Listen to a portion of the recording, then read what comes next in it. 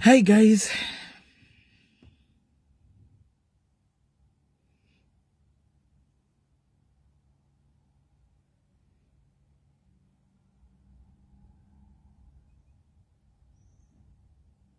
Hi Emma. Hi Rere.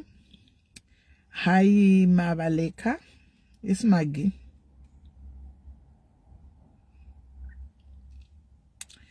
Guys, we are tega mwaruko. Muvaudza kuti uyai taveko. Vatege imodzo titaveko.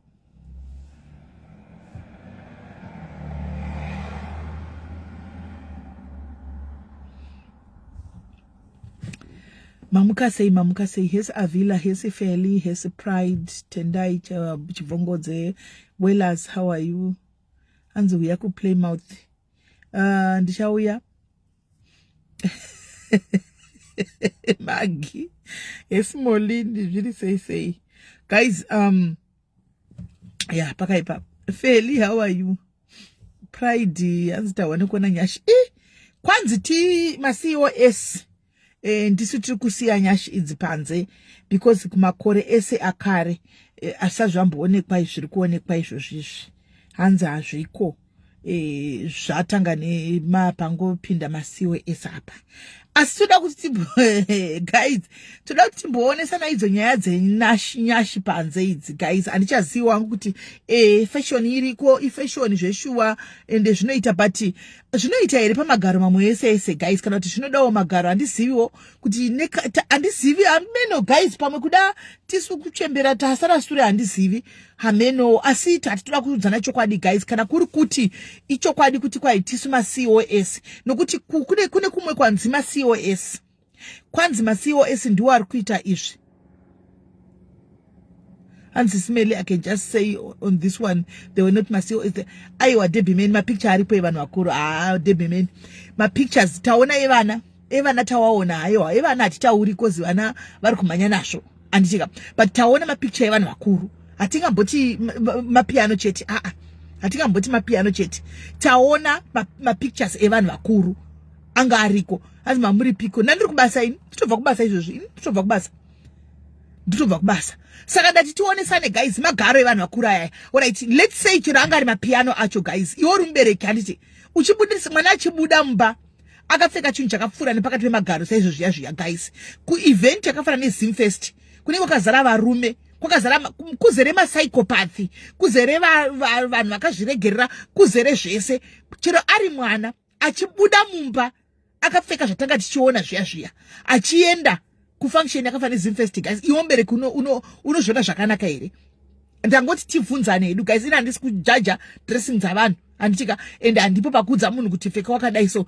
but ndangohwa kuchinzi COS andimona ndikati zvikanzi ndikabvunza kuti nemhaka yei zvikanzi because makore ese kwanga kusina izvi asati ambozviona zvinhu zvakadai panotori nevanhu vakuru chaiwo havatori namabhurugwa magaro ese ari pashi unotoona kuti sketi yakapfekwa iyi haisiye saizi yake akanotenga 3 sizes smaller yesketi ndozvakakapfeka apa zvinhu zvachona izvi guys kana handiziviwo handiti kuti zvinoda kupfekwa nevanhu vadhafu here vakaita sesi kudai ende makumbo edu pamwe anenge asina kunaka nokuti guys kana uri munhu akasimba unosvuuka mukati umu ugoita black kana pasi pemagaro kuna vamwe vanhu anenge atori black pasi pemagaro apa guys wopfeka icho chiya chinhu chakadaro guys chotenderera paindaneti kudai chiri kuitika ndechekudai so anti muchazoblema vanhu vari kuposta muchablema isusu tikaposta kuti why are you posting but this was you were wearing this public domain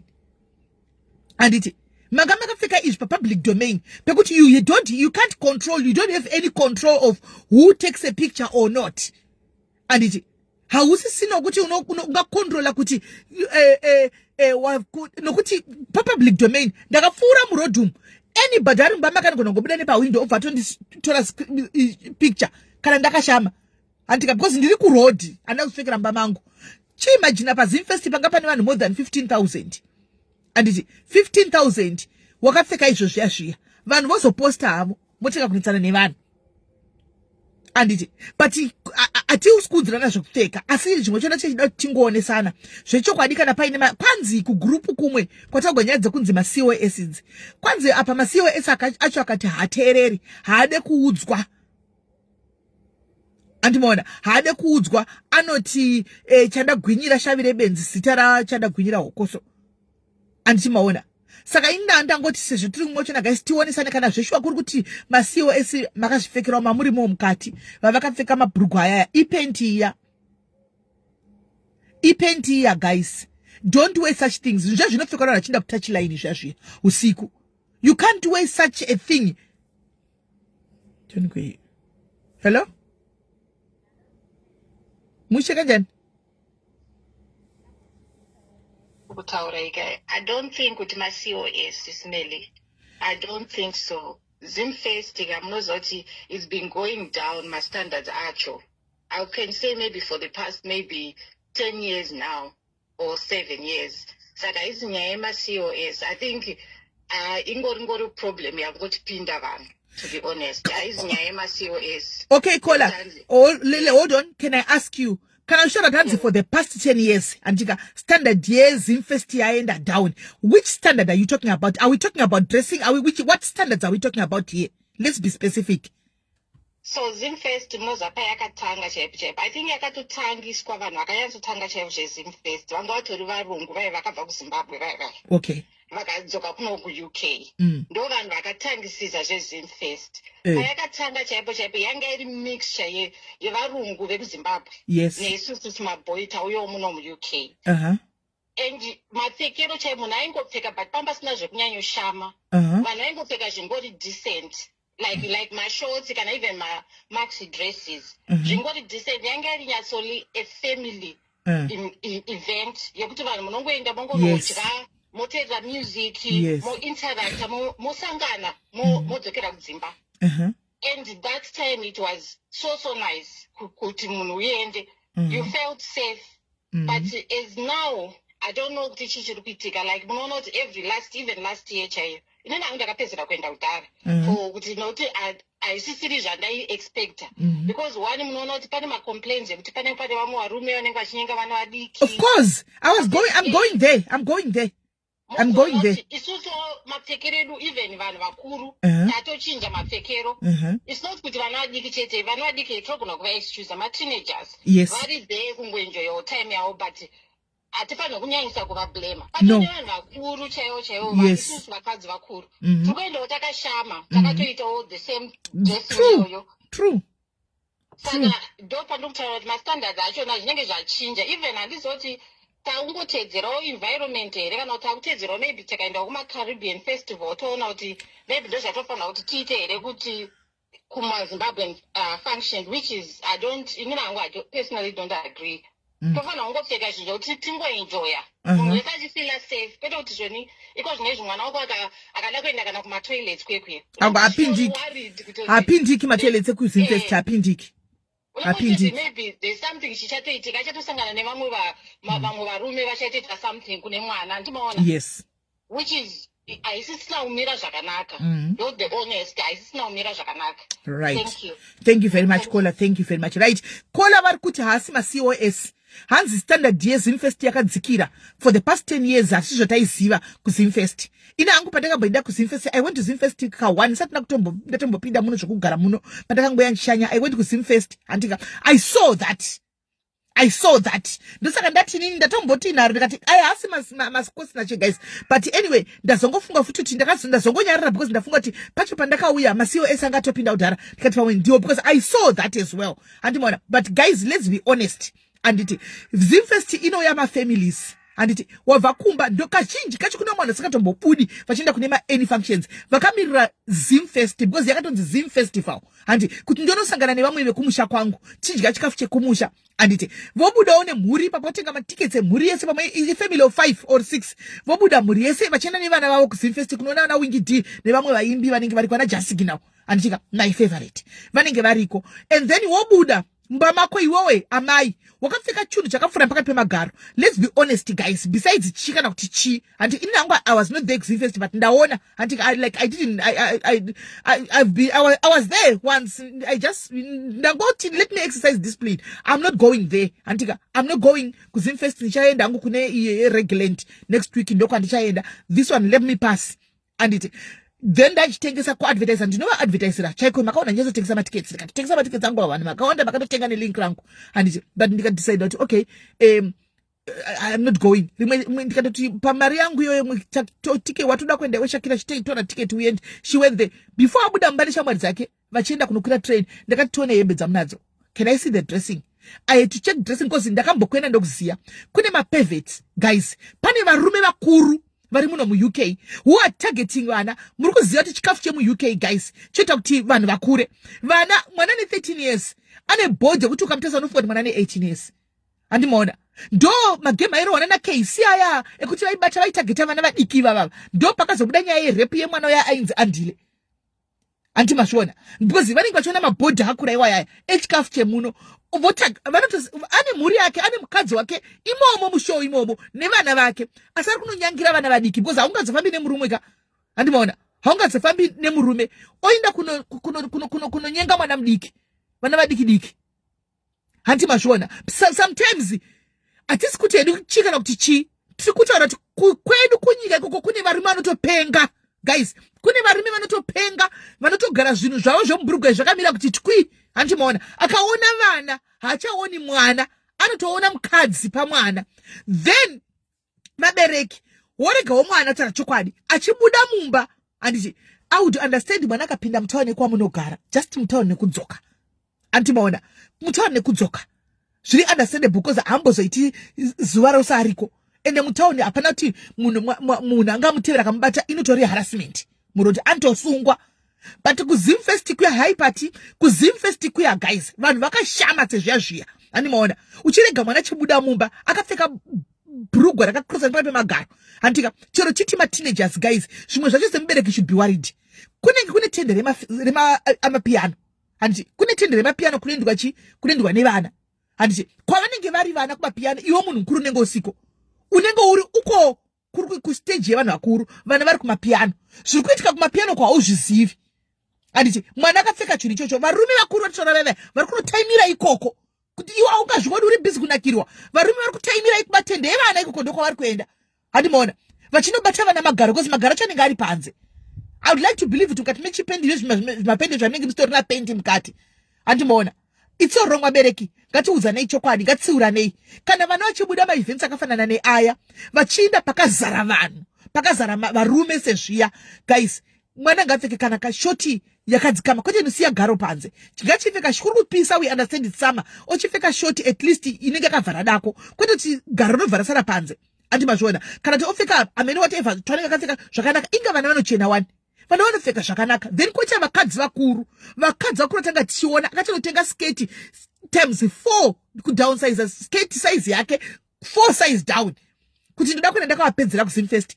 Dako reblack race rakasara panze guys. Alright, muno mu UK mafoam bath chawanotengesa 1 pound 2 pounds, handi chitengawo chikwesheso patemu kana pasheini kana mubooth. Andika wokwesha magaraya wozora mafuta magaro.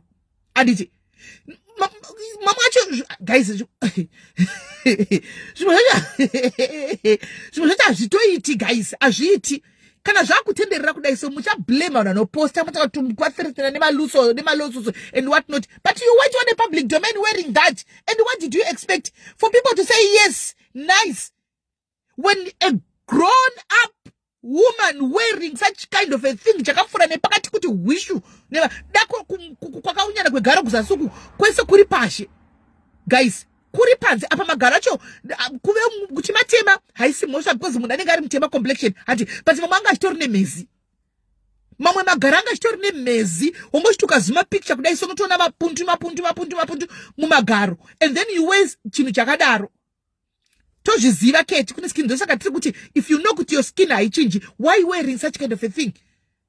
Why iwewe keti hausi munhu mudhafu asina mbokona akapfeka ichocho, hausi munhu mudhafu asina mbokona akapfeka chinhu chakadaro. Come Come on, sketi, wanga chona ti sketi yaka, panika sketi ye scotch so, nemo sketi ye black so guys. Wanga chona ti kudumbuka uko, yaka toita jokunya na kuda kulata isi kukwana, apa. Pesketi apa, pesketi apa. Paka topinda mkati, kuna kuti, yanga isinga kwani, yeta kumbandi zirika, kuti pinde mkati. Come on guys, zvinonyadzisa. Kutara chokwadi, takuzvidonedzawo isusu sevanu vekuZimbabwe atina unhu wakadaro. Andimaona. Tinozati tinomasara tinopfeka, yes, we wear shorts, we wear tinofambidzanawo nenguva. But that guys, that zvinongodawo varungu guys ane ganda rewhite tichitona sekuti akangopfeka isu chero akapfeka chicho chiya. Zvinongodawo varidzi isusu kweda hazviko zviya. Tell me guys, munopfeka here zvinhu zviya kuZimbabwe? Munopfeka here zvibhurugwa zviya kuZimbabwe kutobuda pakopagabhana kuburuka paya kuburuka mugweru rengi pakudzanai paya wakapfeka chinhu chiya kutobuda kuburuka mushurugwi wakapfeka chinhu chiya ndito hangu kutaura hangu vana wezhira munopfeka here zvinhu zviya kumba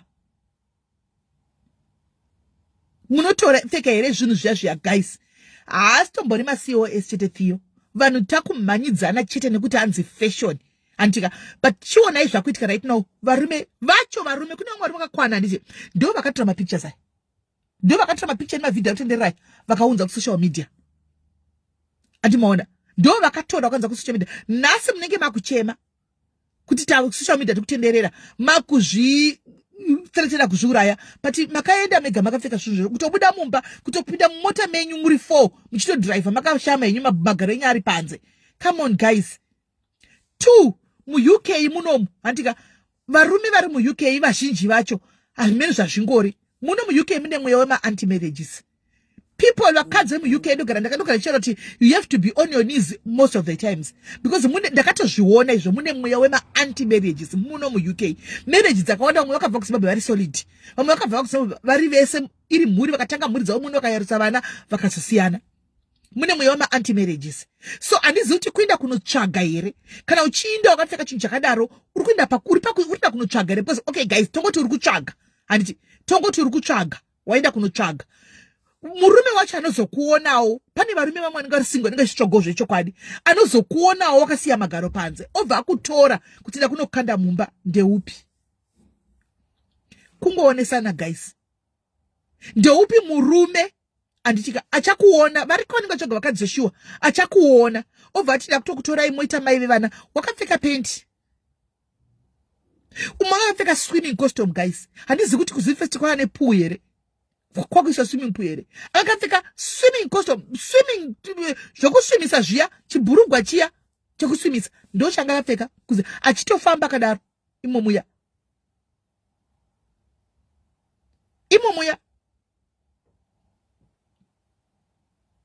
handizozivi hangu kuti murume kana tachangokutorawo sehure ongotamba newo sehure iwe unongochorisira zvitsvaga marriage but kana uri kutsvaga marriage handitika ita kuti utaridzikewo tara chokwadi guys. Zim festival handiti yakanzi Zimbabwe festival hakuna kunzi uyai vanhu makashama kuri kutonzi uyai tiri maZimbabweans tiungane timbosangana timbonzwa nziyo dzekumusha tichitaura chona chidya chikafu chekumusha handiti ndizvo. There's nothing wrong in wearing a dress. Makaona here dress rakapfekwa naMadam Boss. I'm just saying. Did you see the dress that was worn by Madam Boss? A proper dress, but anga ari pa function. And it was nice. Just a proper dress. Come on, guys. Come on.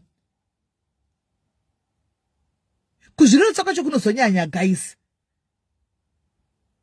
Kuzvinozonyanya handizoziviwo hangu kuti ngatichipa ti guys mapictures let me show ndinenge tisingafaniri kuti titonge tiri kusekana hanimona ndipani nari kufona here usora handa kuinzwa inogara iri pasilent foni yangu inogara iri pasilent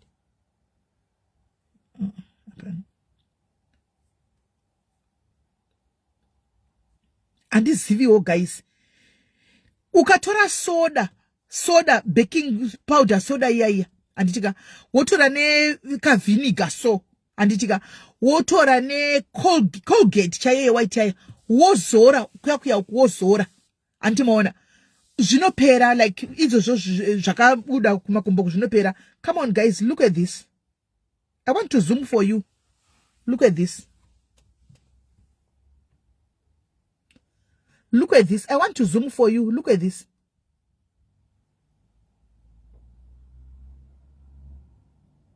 Look at this, guys. What? Look at this. Zoom. I'm zooming the picture for you guys. Kuzuma chaiko. Muriyanzokona ndi. Kana ndiri kuri. Iyo. Ndazuma iyo.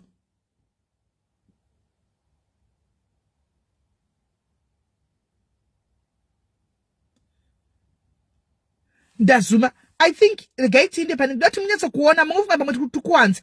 Hasi mwana uyu. This is not ama piano. Hakuna hasi ma piano. Uyu munhu mukuru. Uyu ane magara akachena akanaka magara akachena akagezwa. But munhu mukuru guys, she's a mother. She's a whole mother. Ava. Ndofunga vakatinda nevana vavo ava. Ndima yavo.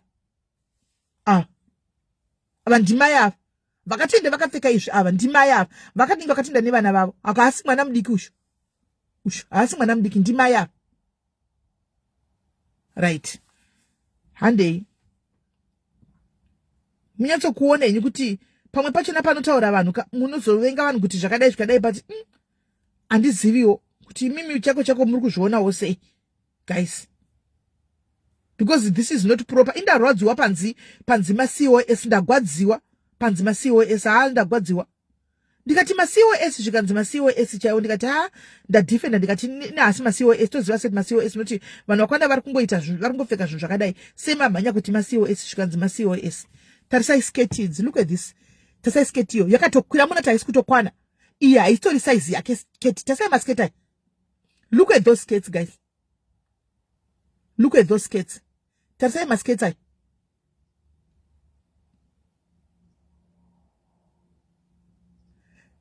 Tarisai masketi yo guys. Mundi udzo tarisai masketi. Havasi vana vadikava. Havasi vana ava. Nokuti mukuti vana ava. Tarisai masketi. Maburugwa muri kumaona maburugwa maniki magaro ose pasha burugwa amutorina mukatumu hamuna burugwa hani muri kuona burugwa amutorina muri kutoona muraini wemagaro handi muri kutoona sketi utochasona kuti idiki yeblack yakapfekwa neuyu nechescotch chakapfekwa neuyu zvinotori zvisketi zvidiki hazvisi kukwana. Ava ndo vatoti vana ava vana saka vana handichataridzi nokuti this one you can actually see kuti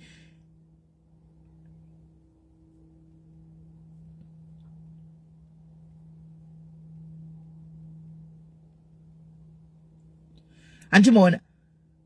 Saka tikuda kuudzana guys, handitika next year handiziviwo kana kuri kuti Zimfest zvinoita handitika.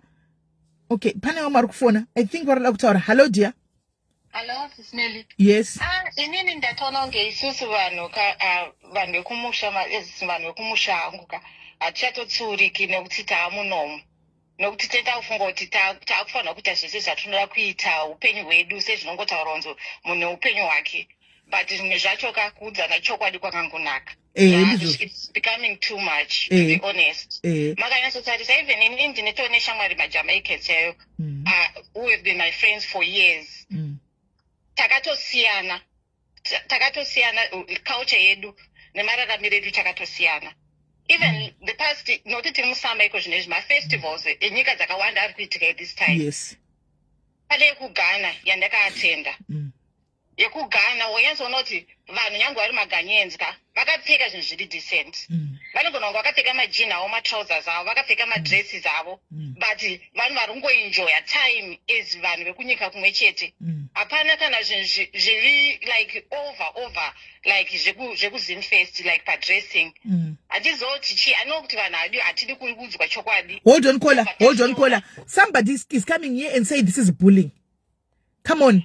Kanzi bullying, this is bullying, women doing this to other women. Come on, Tamba Olga, are you okay? We are here kutsiurana. That's why we are doing it publicly. We are here kutsiurana. Because pane vabereki vakasiya vana vavachienda. Right? Imagine mangwana pakabuda maripoti kuti kune vanhu vakabata chibharo. Unoti kudi. Don't you know kuti kune mazimmen antori psychopath? We are not bullying anybody here, but we are just saying the truth of what we saw. And this is all over internet. all over internet tangomuka zviripo. And you can't, it's not bullying because we are not bullying anyone, but we are saying the truth as it is. Tikutsurana pachedu. Ati ndizvo. And then I call. I think do challenge at no one. Yes. Yes. I think yes. Vanofana kuti reflect. Waka reflect. Yes. Yes. Improve because that's the only way. Yes. Because I remember uchiuya munyika muno muchaivo kumba chaivo takakura chiona kuti even your neighbor anogona kutsura mwana wako. Yeah. Azvipo munyika muno manditi inini mwana wangu akatsurwa nemumwe munhu ndotozvitora personal ndotoenda nonoataka munhu iyeye. Of which it is done in good intentions. Saka dai tangoti vanhu reflector kuti chii chakaita obvious maybe pane imwe zvinhu right zvakaitikawo atizive. Inini I wasn't there. Yes. But takaona kuti izvi zviri kubuda izvi is just too much. Inini hangu I wouldn't want kana kuti munin'ina wangu kana kuti inini wacho ndibude ndichinzi ndakapfeka izvozvi azviite. It's not good. Handiziva kuti ivavo vakapfeka izvozvo maybe vari kutoona kuti vari right handizive but hazvibude zvakanaka especially kana skin tone yako isiri kuenderana iri kubuda zvazvakaita izvozvi hazvinyatsoita. Handiziva kuti I think dai vanhu tangodzidza. That's the only way yatokwanisa kuimprove. Dai tangodzidza even manigerian chaicho kwaitika chinhu in the Nigerian community vanouya vanotsurana kunyatsoti zvikaizvi hatizvide munyika medu kana kuti community medu vanhu vachichinja. I don't know kuti sei isusu semazimbabweans tisingade kutsurana tonyatsoonesa kuti no tingadai zvakadai. But Kola, I want to ask you Kola, sorry to interrupt. Pakaitwa dhuku first up manje apa it was lovely.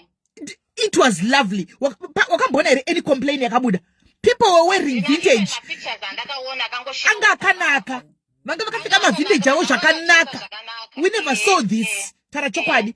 Kwa rare kunoitwa ma functions Duke Fest idzodzi. Animona. Atsati tambozviona. Tara chokwadi atsati tambozviona. Hatina. Saka tonyarara here. Tichinyatso kuona pane vana varipo.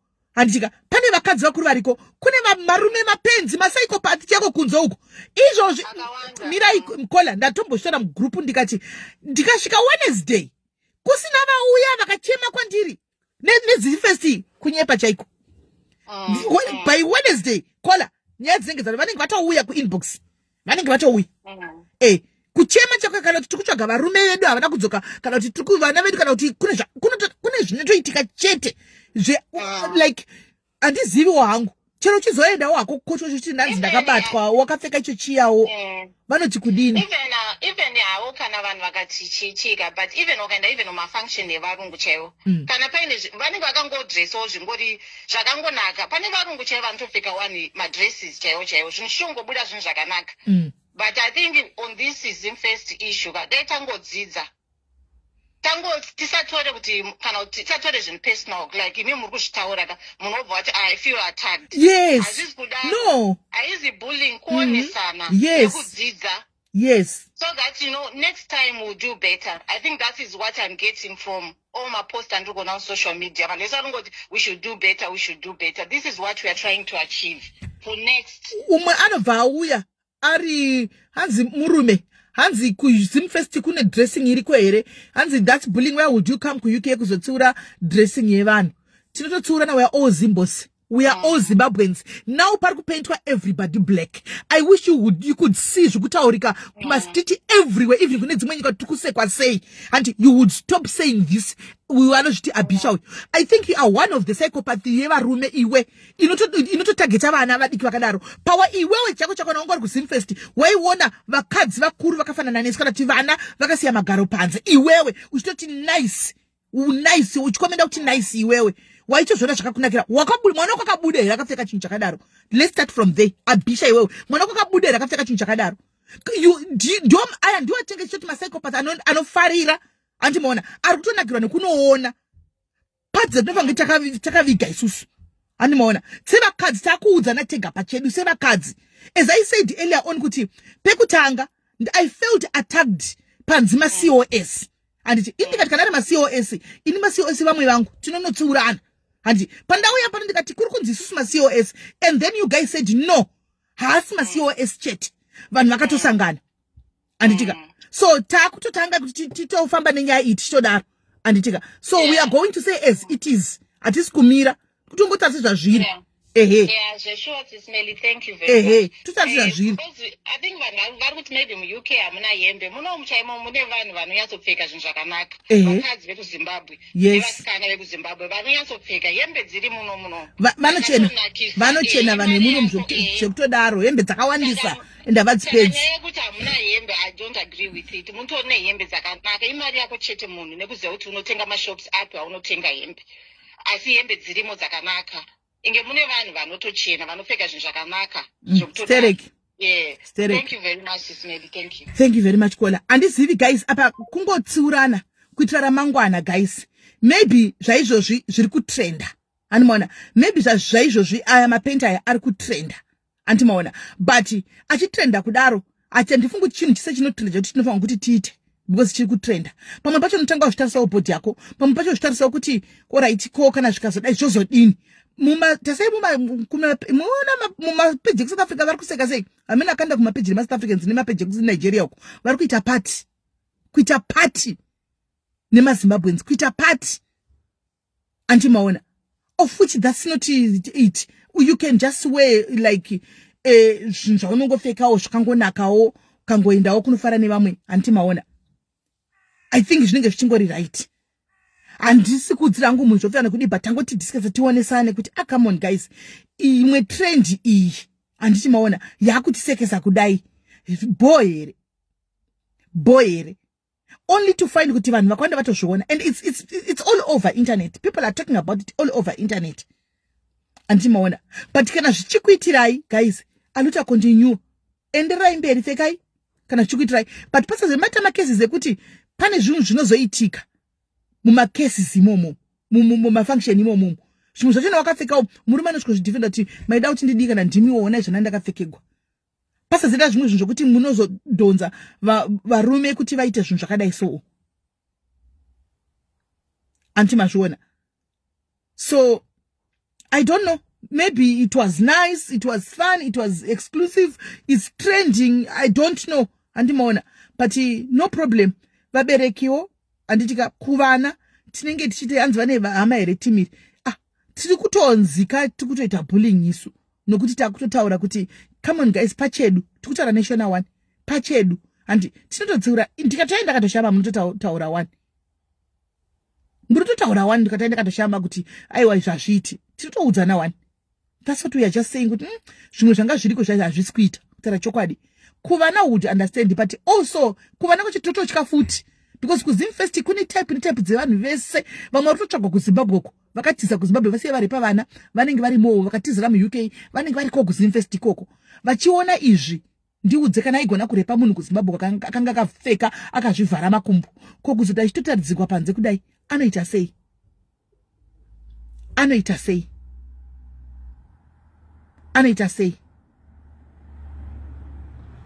maSouth Africans hanzi anga ari kwachinga DJ mapolisa andiwana but handizoziva kuti maSouth Africans I don't know handika I don't know. Maumba aiwa kune vanhu vakuru maumba kune vanhu vakuru chaivo pane vanhu vakuru chaivo vanga vatoriko kune vanhu vakuru vanga vatoriko handizivi guys we are not kana uchifila attacked sorry hako but we are not attacking inatombofila nikikiri attacked panzi maCOS ndikati vakomana ko sei mati maCOS ndatombonisana naumwe vanhu ndikati sei muri kuti maCOS sei muri kana ari maCOS ndotobaya life ndiwavhunza kuti 90 mere ndadaro ini because pakaipa. Hello caller, sorry I'm returning your call. No, that's fine. Seasonally. I was saying kana mchikwanisa pizza ikava kumima madayari timbozoti what they are take. Apana vantu kurambidza kukwira nda kutokwira ngango requesta zvaita nakwizvi akwire. Tidambonzwa. Varume ngavakwire. Varume havambouyi kutocontribute because vanotofara na magare wayo.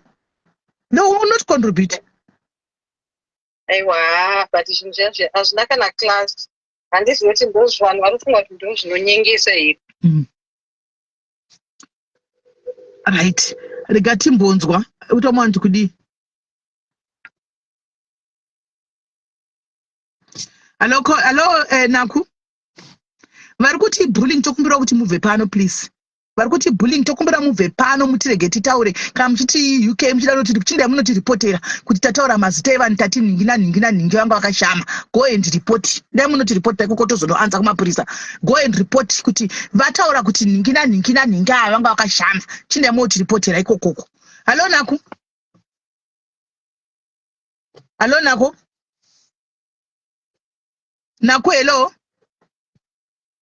Ndofunga network yangu papa kura nakuna mukoma muboisa but I think network yangu network naye mungagara muchingoti kwa UK every day UK chidai munoripota tozodamwa toenda kunoexplaina kuti takanga tichitsaura isu takatsura and it was public, this was public patakazviona naye muchiri kuramba muchingoti tichikudza fundisira zvoti kwai this is UK imi tirege zvedu isu. Alright, let me, I'm trying to add someone. Muchiri kungoramba muchingoti fundisira naizvozvo shuwana nanhasi muchiri kukwata here takatodarika ipapo apo paya makati kuvhunisira tichapinda paya wani izvozvi aiwa zvaizvozvi no network yangu ndifunga nakunditsira kukuedha but zviri kuramba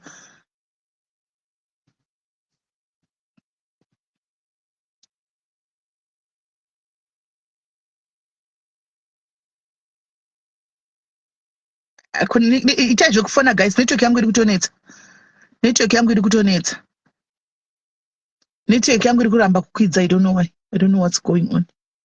Iri kuramba kukwidza.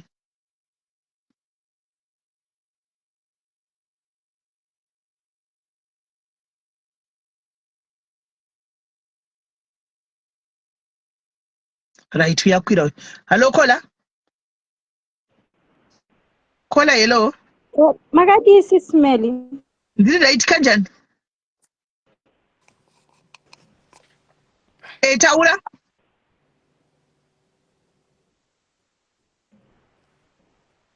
Taura Kola.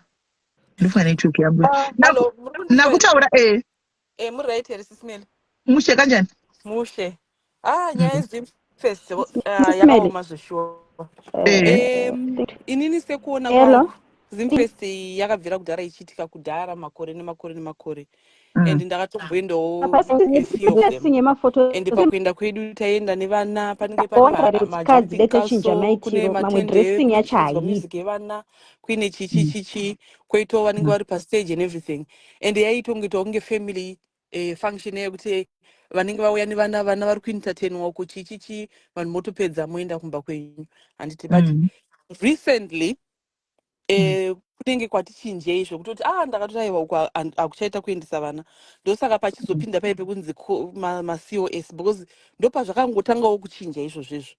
Maona kuti unoenda nevana uno mapfekero akaita vanhu yuwi vakutovhara vana maziso because different environment kwakutoita zvezvokuti unoona aiwa akusiri child friendly compared to the way we used to be. Taenda unosangana ndimongoziva munyika muno ari kwake uko ndo kwamunotombokwanisa kusanganawo muchionawo muchinzwa music yekumusha kwedu.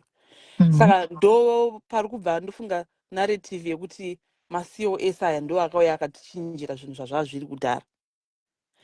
And then ndozopindura nyaya yekuti ndotaurawo nyaya yekuti yama muchitaura kuti varume vedu varume vanenge vachizoona vakadzi vanozorepa chichi munomu vanhu vanopfeka zvakangodaro futi even kusiri kusiwo kuZimfest even kana muchifamba mumastreet kuchikapisa chaizvo kana varungu vanofambawo futi vakapfeka manhingirina akadaro. Saka varume ivava vanofanira kusimba, havafaniri kungoti pese paaona kutoburitsa pese paaona munhu akangoita akakushama kutoda kutobata vakadzi.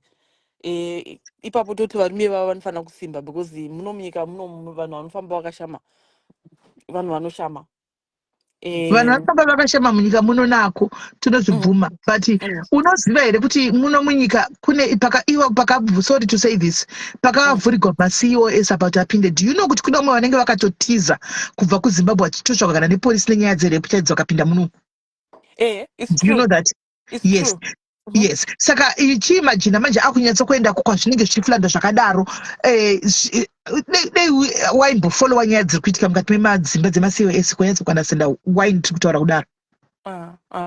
Wanyatsa kuandastenda why ndiri kutaura kudaro? I do get you because ini ndiri kutota izvozvi zvinhu ndotaura ndakapaka zvangu paMorrisons ndida kupinda mashops ndatoona kamusikana kamurungu kari kufura pakakapfekawo zvimashoti zvimabhamushoti izvozvo saka kutaura kuti varume ivava vanenge vakubatawo futi nevasikana ava vari kufambawo vasiri kuzimfest here they need to be aiwa unoona kuti murungu umwe munhu akapfeka murungu chai akapfeka bhamushoti yoka haibudise mabudiro akaita zvauri kuona izvo ndataure chokwadi haibudi hazvitombofanani ndofunga dei zvakapfekwa kana kuti nemunhu mutsvuku kana kuti chika taura chokwadika oright kana iwewe zvisingashamisi zviri zvinhu zviri normal handitika kuti muno vanhu vanofamba vakashama wai vanhu vari kuzimfest vanogara muno vatora iwaya ndo asarudzwa akangowanda evanhu vakashama akapostwa kana zviri normal aiwa because vanhu vashoka zvamambotaura zvezvo kuti munhu unofanira kutanga watarisawo bhodhi yako kuti iri kuenderana here nezvandiri kupfeka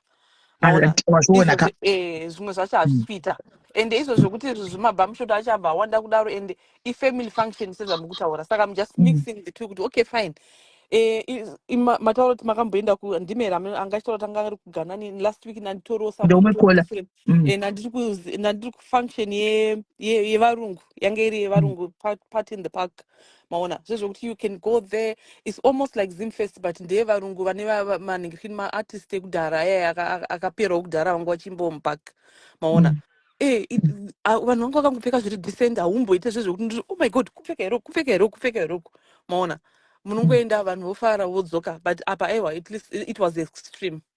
It was really extreme. I do get you what you're saying, Sis Melly. Thank you very much. Nachimbotaurawo varume ava kuti varume ava futi vanofanira kuzivawo kuti munomu vanhu vanopfekawo futi zvakadaro saka vanofanira kusimbawo mbichana pamwoyo pavo otherwise munomu irape case kusungwa nekudzoserwa kuzimbabwe wodzokera nemabhegi machanganbeg because if it was really normal muno vanofamba kachama zveshuwa if it was really normal tara chokwadi we wouldn't be trending today. Yeah, that's true. We wouldn't be trending. But the fact that we are trending for that kind of dressing, it shows that there's something wrong. There's something wrong. Because untasa body, munomandi vanhu vanojima vachita sese mukaona kupfeka kashoti kake anenge achanzwa kuti body yangu inoita ende hamutombovhunduka futi hamutombocheuka kuti ko magaura ari panze because zvine zvakanyatsopfekeka zvakanaka maona but izvi zvekumanikidzira zvamuta kuti mamwe acho zvikutooneka kuti masketi masaizi madiki chaiwo haisi kutokwana sketi yangu kwiridzirwa it's not looking nice. Right. Not looking nice. Thank you very much Napo. Thank you very much Ezi. Hello everybody. So zvatinenge tiri kutrenda wekuzimfest. Anyways, first and foremost ndangotaka ndichitsigira pataura sisina kupe kuti zvoni varume you need to control yourselves. Ukaita something else it's a jail sentence for you. Usauye uchifungidza zvino unokwanisa kubata vanhu kunoku the system is completely different yekuZimbabwe kuti unobhadhara vanhu. Secondly, do you know what it is? I think social media ndio yaita kuti vanhu vesati oh my gosh this is what people wear. Taenda kugochi taenda ku like kugochi where is it taenda kugochi every Sunday. These people are not even dressed half the way we used to dress. Taenda dress are even worse. It's just now that it's on social media. And mostly it's magochi there'll be like my family functions. It's your choice to bring your child to that environment. That's number one. Not in a bad way. It's your choice to bring your child into that environment, knowing fully well so yes, could bouncing castle. But it's your choice to bring your child in that environment. And it's also your choice. I think right after like 9 o'clock, I'm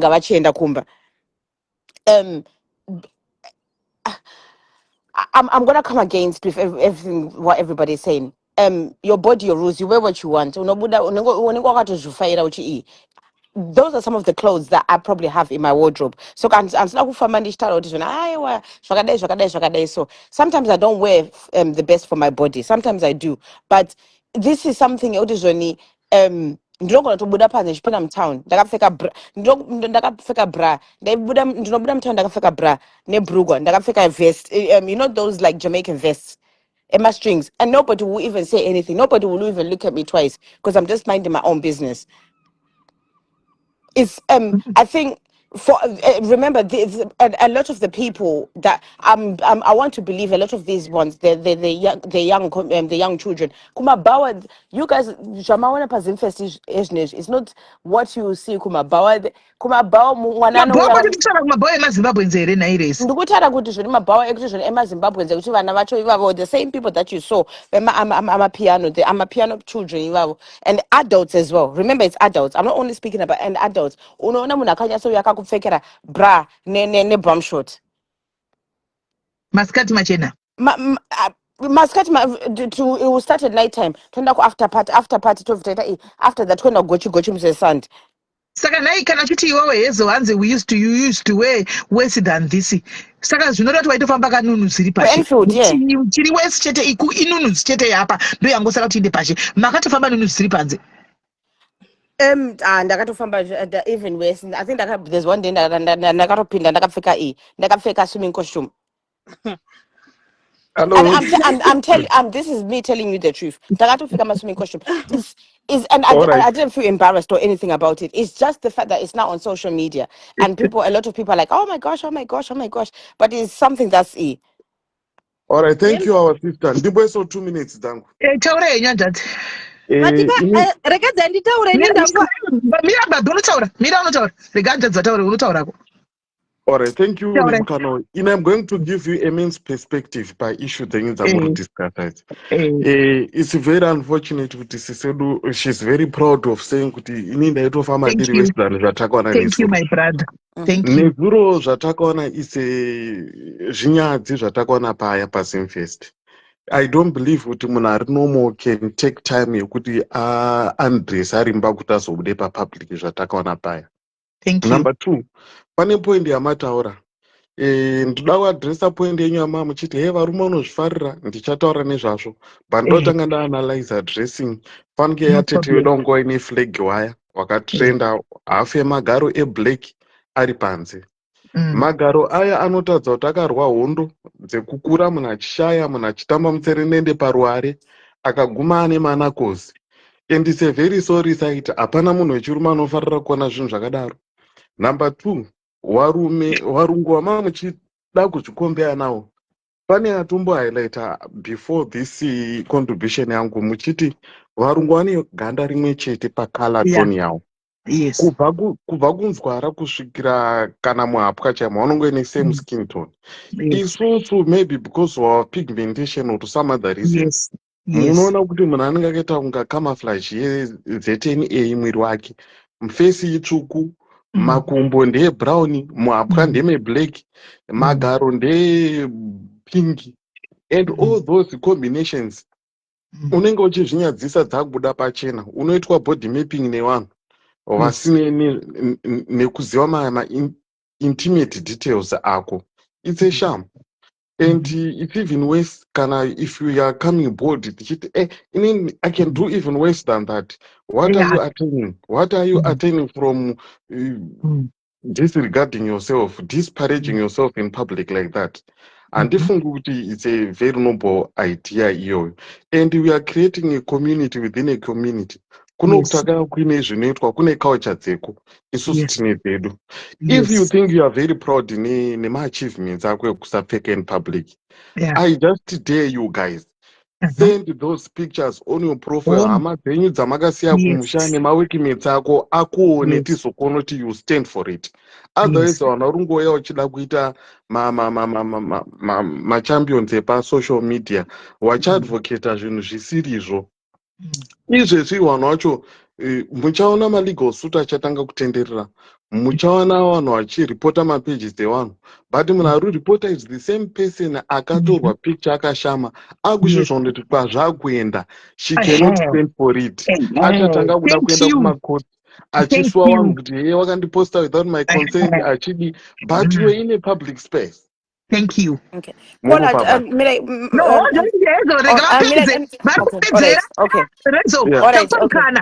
him finish. Let him finish. Then my last contribution is about men's perspective. Varume, of course, vanoda kuona zvinhu, but ndonge zvinhu zvacho zvakanaka. Then secondly, hazvikuisi painternational market kuti every man random man can just see your pununu.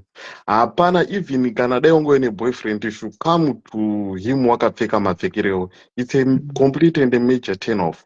Yes. Ndo pamuchaona kuti marelationship evanhu iwawa they are going through a rocky space because vamwe vacho vakanga vatombodzwa nezviro chaona dressing yako iyi haizodini haizobudi. Munhu wabva kuti zvazvo zvekuzimbabwe maiti dzvanyirira izvezvi ndiri kona uko saka ndisiye ndiite zvandinoda. Varungu chaivo unofamba wakashama, but remember varungu iwo vanonge wakashama vari kubeach. Inini for one have been long in this country, handisati ndamboona murungu anonge achifamba akashama. Chinonyadzisa chinopfekwa nevarungu, let me tell you, maskin tight anodhindisira mepo, anodhinda chinhu. exactly. Otherwise zvokuti anenge ane magaro hafu panze, vana vadiki vari ma12 13 ndo varungu andinoziva vanopfeka izvozvo. Otherwise iwo ine 42 years wakuda kuzvijustify kuti ndaona kamwana kane 13 years kakapfeka hafu magaro panze, saka ininione kuchembera kwangu ndisiye nditi then good luck with it, and we hope hazvizosheki ma-partnerships and ma-marriages. That was my 2 minutes. Thank you. Thank you very much. May I call her before my end? No, Patricia, Patricia, I just want to answer a question. Kuna Kola ndinongobvunza kuti zvoni pane comment yamatara kuti zvoni vanhu kana une mabody colors akasiyana haufanira kupfeka mabum shorts. What exactly do you mean? Are you trying to body shame? Because so are you trying to tell me that I have to bleach for me to be able to wear my bum shorts? Ndizvo ndakunzwisisa ipapo. Do I have to be a certain color? Yes, I think let's not take the word body shaming, because it's good. Now if you are taking the word, if we talk about body shaming now, I think brothers you would know your body, check your body first before you wear that. He didn't talk about bleaching. And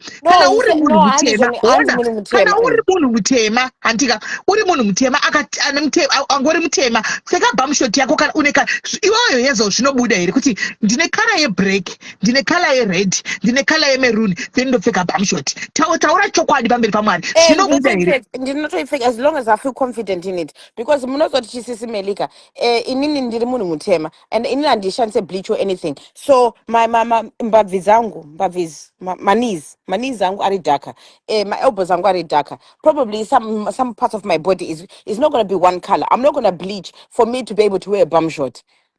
Yes, you don't be offended. And I'm not offended. Chokwadi sezvachiri chekutanga munhu point rungotaurwa panapa, munhu ziva body yako, woziva zvinhu zvinokufita. Unopfeka kuda kutora chokwadi zvimabhamu shoti nezvimasketi izvi hazvidi vanhu vari bodiless, wekuti anenge ane chidumbu chiri ukoko, magaro akadai ukoko neukoko, hazvienderani. Chinhu ichi dai chakapfekwa nemunhu ane slim body hazvaimbonyanya kudai, nokuti munhu ukangoita mabhonzo uchidzika ukadai chiro chinhu chaunenge wapfeka, there's no problem in it. Number 2, ngatizivirei zvinhu, hembe, pekupfeka mulocation chaimo unogona kutotadza kufamba wakapfeka chiskin tight. Inini I'm here in South Africa. South Africa macho mune mbiri yekuti vanhu vanofamba wakashama mumalocations avo, ukapfeka chiskin tight unenge uchisekwa nenyika vachikuseka kuti ashewa zvekupfekera. But ukaenda kutown or ukaenda kune dzimwe nzvimbo dzakangodaro uri mutown uri pai, they don't care about what you are wearing. Saka ziva pauri kupfekera hembe yako uye wobva waziya body yacho yauri kupfeka. We can't tolerate kuti sisi menava vapfeke kasketi kagwishu, then we come here and we smile nezera ravo nebhodhi yavo wanikwa vakapfeka kabum short. It's no longer an age to wear bum short. Tinovatsiura toziva kuti sisi meni aripo mashoti ana sisi meni anozogada kumadhum anopfekwa nana sisi meni. Wear short, not bum short. Tinokuudza zvinhu zvakapfekwa nezviro zvezvia yezeuite no zvinotishoresa. Sorry, I didn't know that. Because you guys have, remember, anyways, Koma Mobo is Makadi. I'll let you speak first. Those opinions, I mean. Guys, varikuti anzi makaona anzani Patricia achinditi handifariri hazvina basa, handifariri ane mari dzake kusandifarira iwayo bo, but tiri pashow pano ane right yekutaura zvokuma script kuti anenge aiti kudiko waona mugari machikuru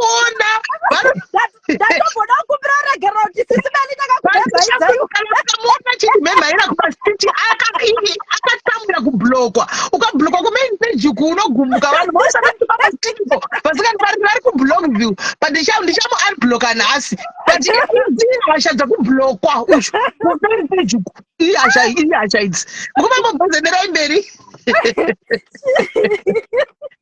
mukuva mabhozemerai mberi mukuva maboys vanenge vari busy kuvakwira sei yezveupana ndichagapachagariki No, it's even better because I feel like I can have a proper conversation with Mukoma More Boys.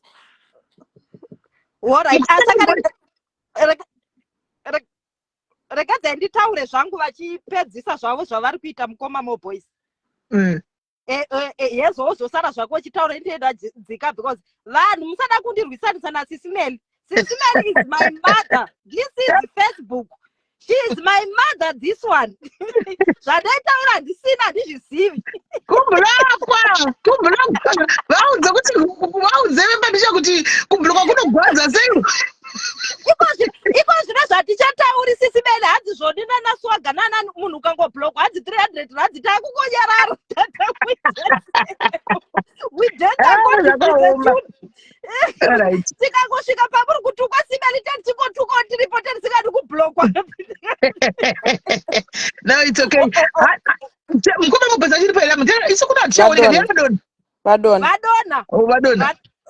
Ndofunga vanga vari busy. Inini zvangu regedzai ndidonhe Sisimeli ndaida ngotaura kuti bhodhi yako munhu ziya zvinhu zvinokufita, ziya pekupfekera hembe nekuti ukapfeka pane even wakadresa madresero unenge uchifila comfortable but ukapfeka panzvimbo isiriyo people can make you feel uncomfortable nezvinhu zvakadaro. Hapana munhu asiri kuona video mapicture ari kutrend asi kuita zvinonyadzisa kana zvazoiswa manje pasocial media sezvo izvi zvinenge zvakunyadzisa pamwe zvezvizvi munhu wacho atopinda mudepression. Saka please tsika nehunhu vakawanda unochirwana here vakawanda but now chizataurwa nehanzvadzi yavapedzera kuti muchaona manje akufamba vachithiretena kuti vakandiposta ndisina kuvapa consent but iwe on a public domain ka hauchakontroli kuti zvatogona neka zvazofamba nanga zvazodai handiona zvinenge zvakurwadza futi but wakabuda wakapfeka zvakadaro nawo handika uchitoda kuti vanhu vakuone vanhu vakuona ka vatora manje zvakutenderera wakurwadziwa futi andinoona ndozvotedza kuti something is wrong padressing iyoyo because kana une confidence usina basa nazvo hauzombofokesera vanhu malawsuit.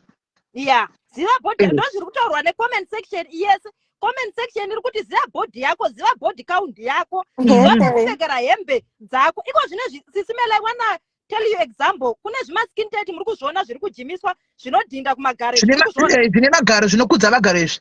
Yes, I was wearing that skin tight in Senton. It was laka. Ndakauya ndikaipfeka ndikaenda nemwana kumo. Vana vakati they want to go and sit in the car. Inini topic. Ndichi vana vangu they felt disgraced by me. Ndakapfeka ka skin tight kaka kumoyo yose ichiseka.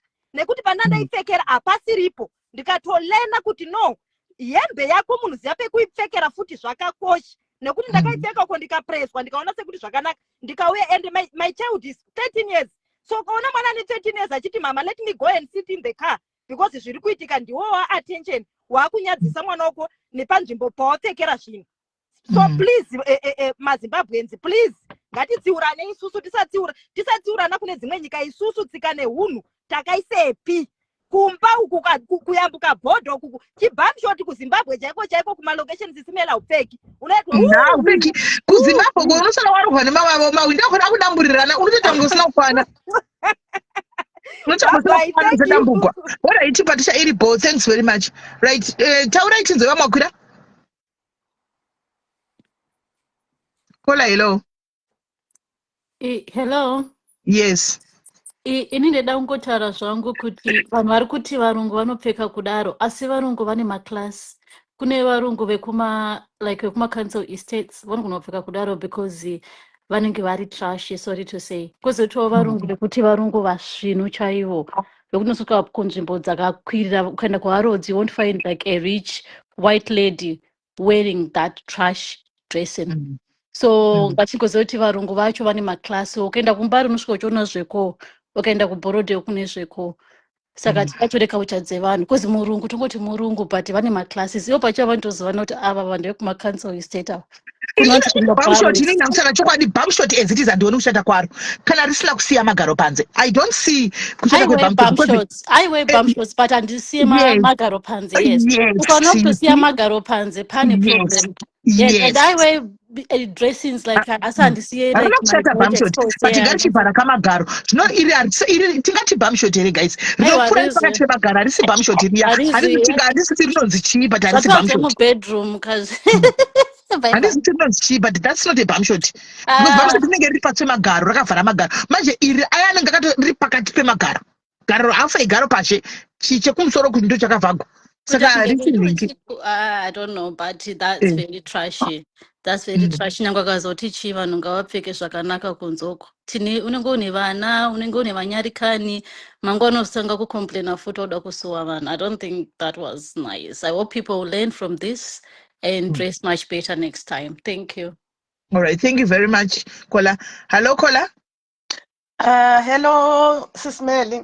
Yes, Kola. Inini yangu ndini mshami mkuru pa Facebook. I always say to people, we should differentiate acting, tichiita ku-acta pa Facebook ne real life.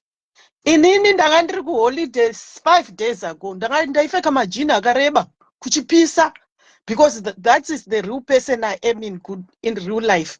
Handingafambe nepartner yangu ndakashama zvakadaro so. Kana mukandoona ndakudaro mubva matipenya nedepression akupenga. Zvevanhu mazimba ayaya ndovanhu vari kupenga vaya.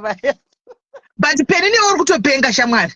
Ane uri kutopenga usatombozvisiyako pavanhu ava sha. Because what's the difference shamwari kuti iwewo wakazomira Penelope mira wangu. What's the difference wakazonopfeka zibhurugwa rakakura rakadzikama uchienda kuholiday. But pa Facebook pa social media chinina chako ichi vanhu vekuNigeria vari kuchiziva, makula ari kuchiziva, vanhu vekuGhana vari kuchiziva, vanhu vekuTrinidad vari kuchiziva, kuIndonesia vari kuchiziva, pasi rose vari kuchiziva. Difference iri papi?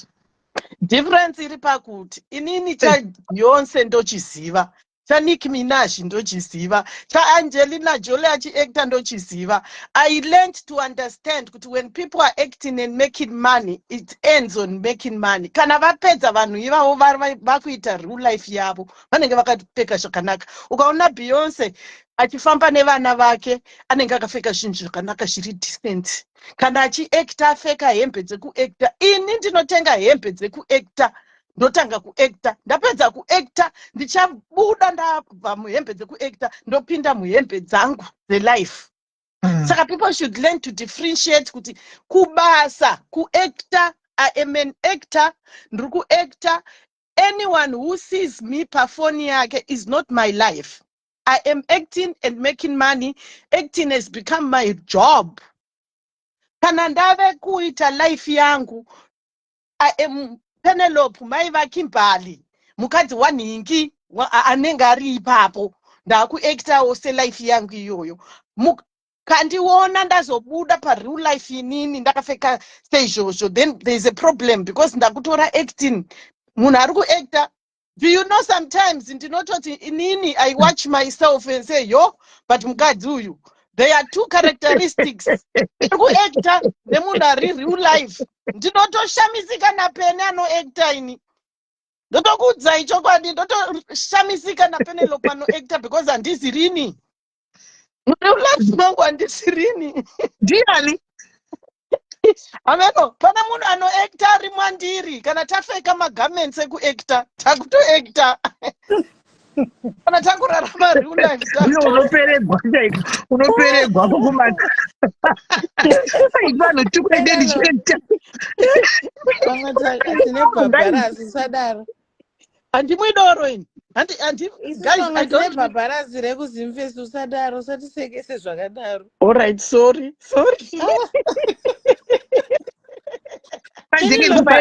Comparison yake waite acting. Iwe uri kukomparizona nehembe dzinopfeka Beyonce. Iwe unenge wakashama, saka hembe dzauri kutaura kuti ndinotenga hembe dzi. Kwai ndakachiona wani chinunu chaBeyonce adaro wani. Akachiona Beyonce anopfeka matights pasi. Yapfeka matights mukati. Swimsuit zvese anenge ari matights aya akaenderana neskin yake. Asi ndambona skin yaBeyonce kana dumbu rake harioneke. inini zvangu ndoda kungopo inonzi chicontribution yangu every year ukaenda kuzimfest kunenge kune zvakasiyana this year zvanzvitori nani. You remember gore reri rakamborohwa kc pakarohwa paya zvanga zviri wese vanhu vaitoita zvokutobatikidzwa vachitoitana mumatoireti mutukona zvematoireti zvechitoireti ndakazviona paya. Saka izvi zvazvitombori nani but mukada kuona vanhu vaive vanenge vakapfeka kudaro vari kutozvida ende vanotoziva kuti vanotrenda ende ndokwavazvipfekereko ende vamwe vacho vana vakakurira munomu. Pavana hatina problem yakanyanyisa kuvana hatina problem yakanyanyisa asi kuvanhu vakuru vanhu vacho vamakatora mafoto vaiveka vamwe vatakatora mafoto havasi vanhu vakuru stereki kungoti mabodies but vazhinji vacho vana vemunomu vakakurira munomu asi vamwewo macos asi vazhinji vanopfeka kudaro vaona kuti macos naiwe mairais iwe fei wakatofamba uchitobvunza wakatoona kutoti vakatotaura kuti tiri macos zvovati vamwe vacho macos. Aiwa vanhu vatotovaziva kakoko vanenge vari vanhu veduka vamwe vacho vane vanga vakatopfeka zvisingatoiti vamwe vacho mafotos andinawo ina hasi kutoita saka zvimwe zvacho zvamakatoona zvinenge zvakatotorwawo mune zvakanaka otherwise every year zimfest huori hwega hwega paya panoitwa zvinorova ipo paya panoitwa chihure chakapenga ipo paya panoitwa matake home vanhu vachidzoka vachipinyurisa ipo paya. Aiwa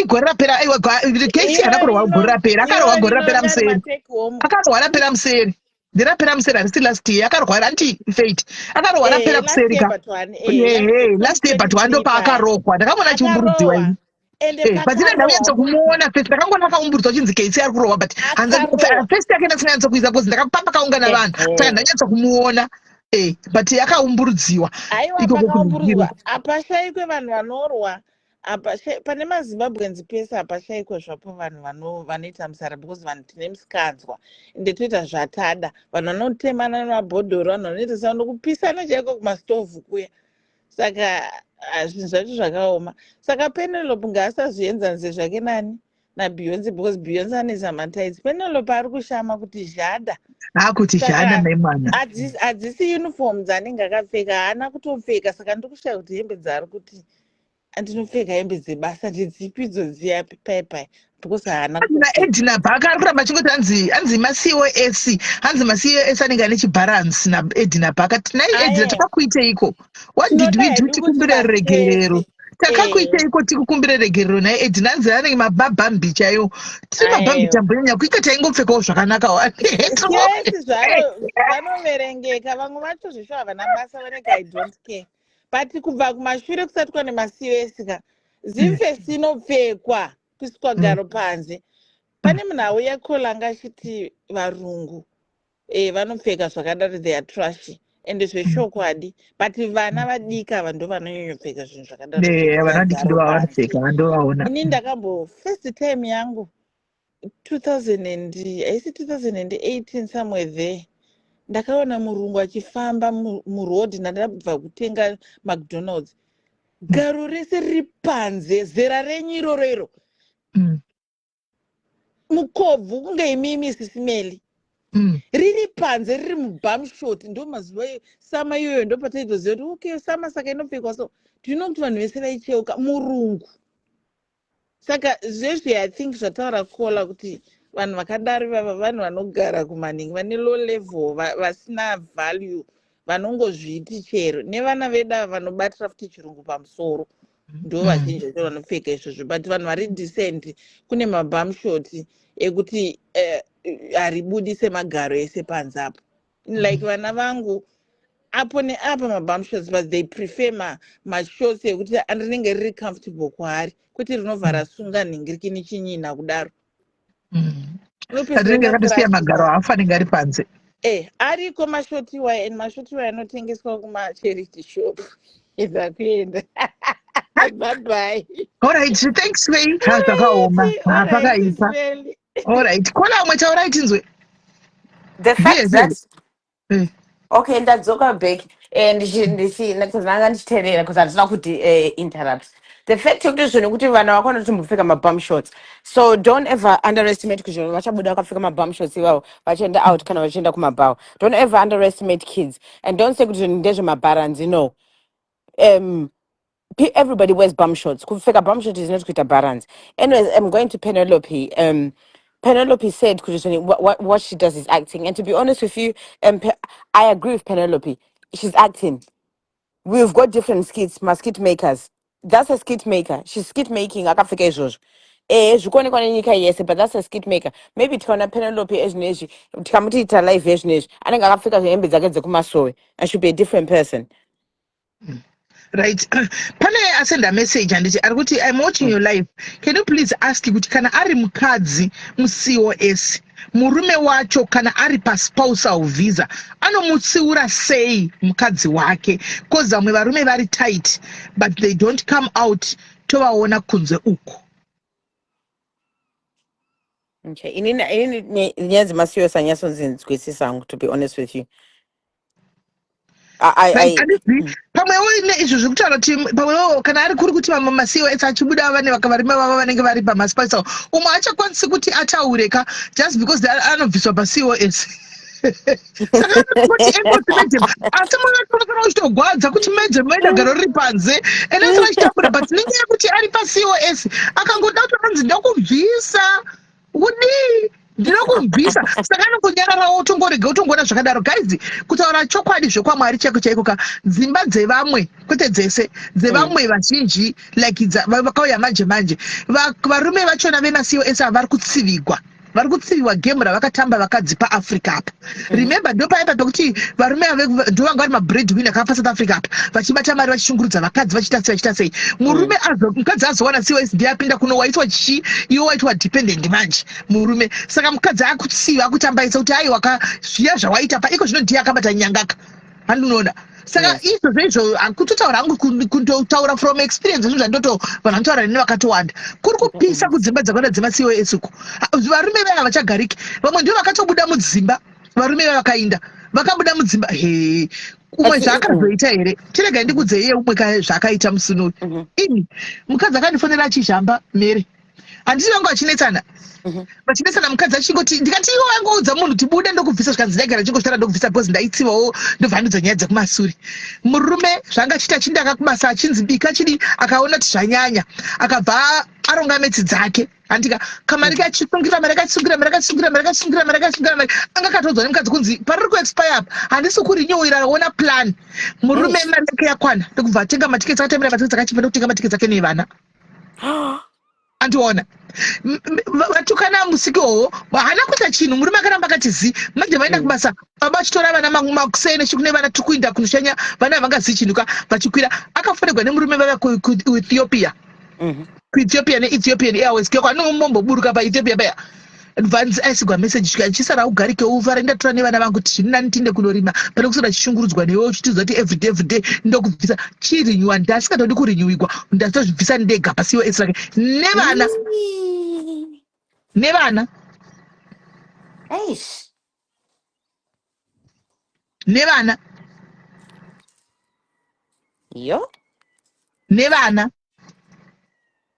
But Sisimil, I've got a question that because Imim and Father Darius, you're here.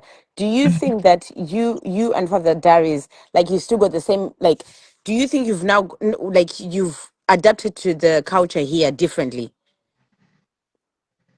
Like, Imimi, you've adapted it to where more like, okay, let's say Shakira wants to go out. Moti, okay, we're out to Budana 8. Whereas Father Darius will be like, no, ask Budana, don't know Mendes and no Mzosa. Now, she goes.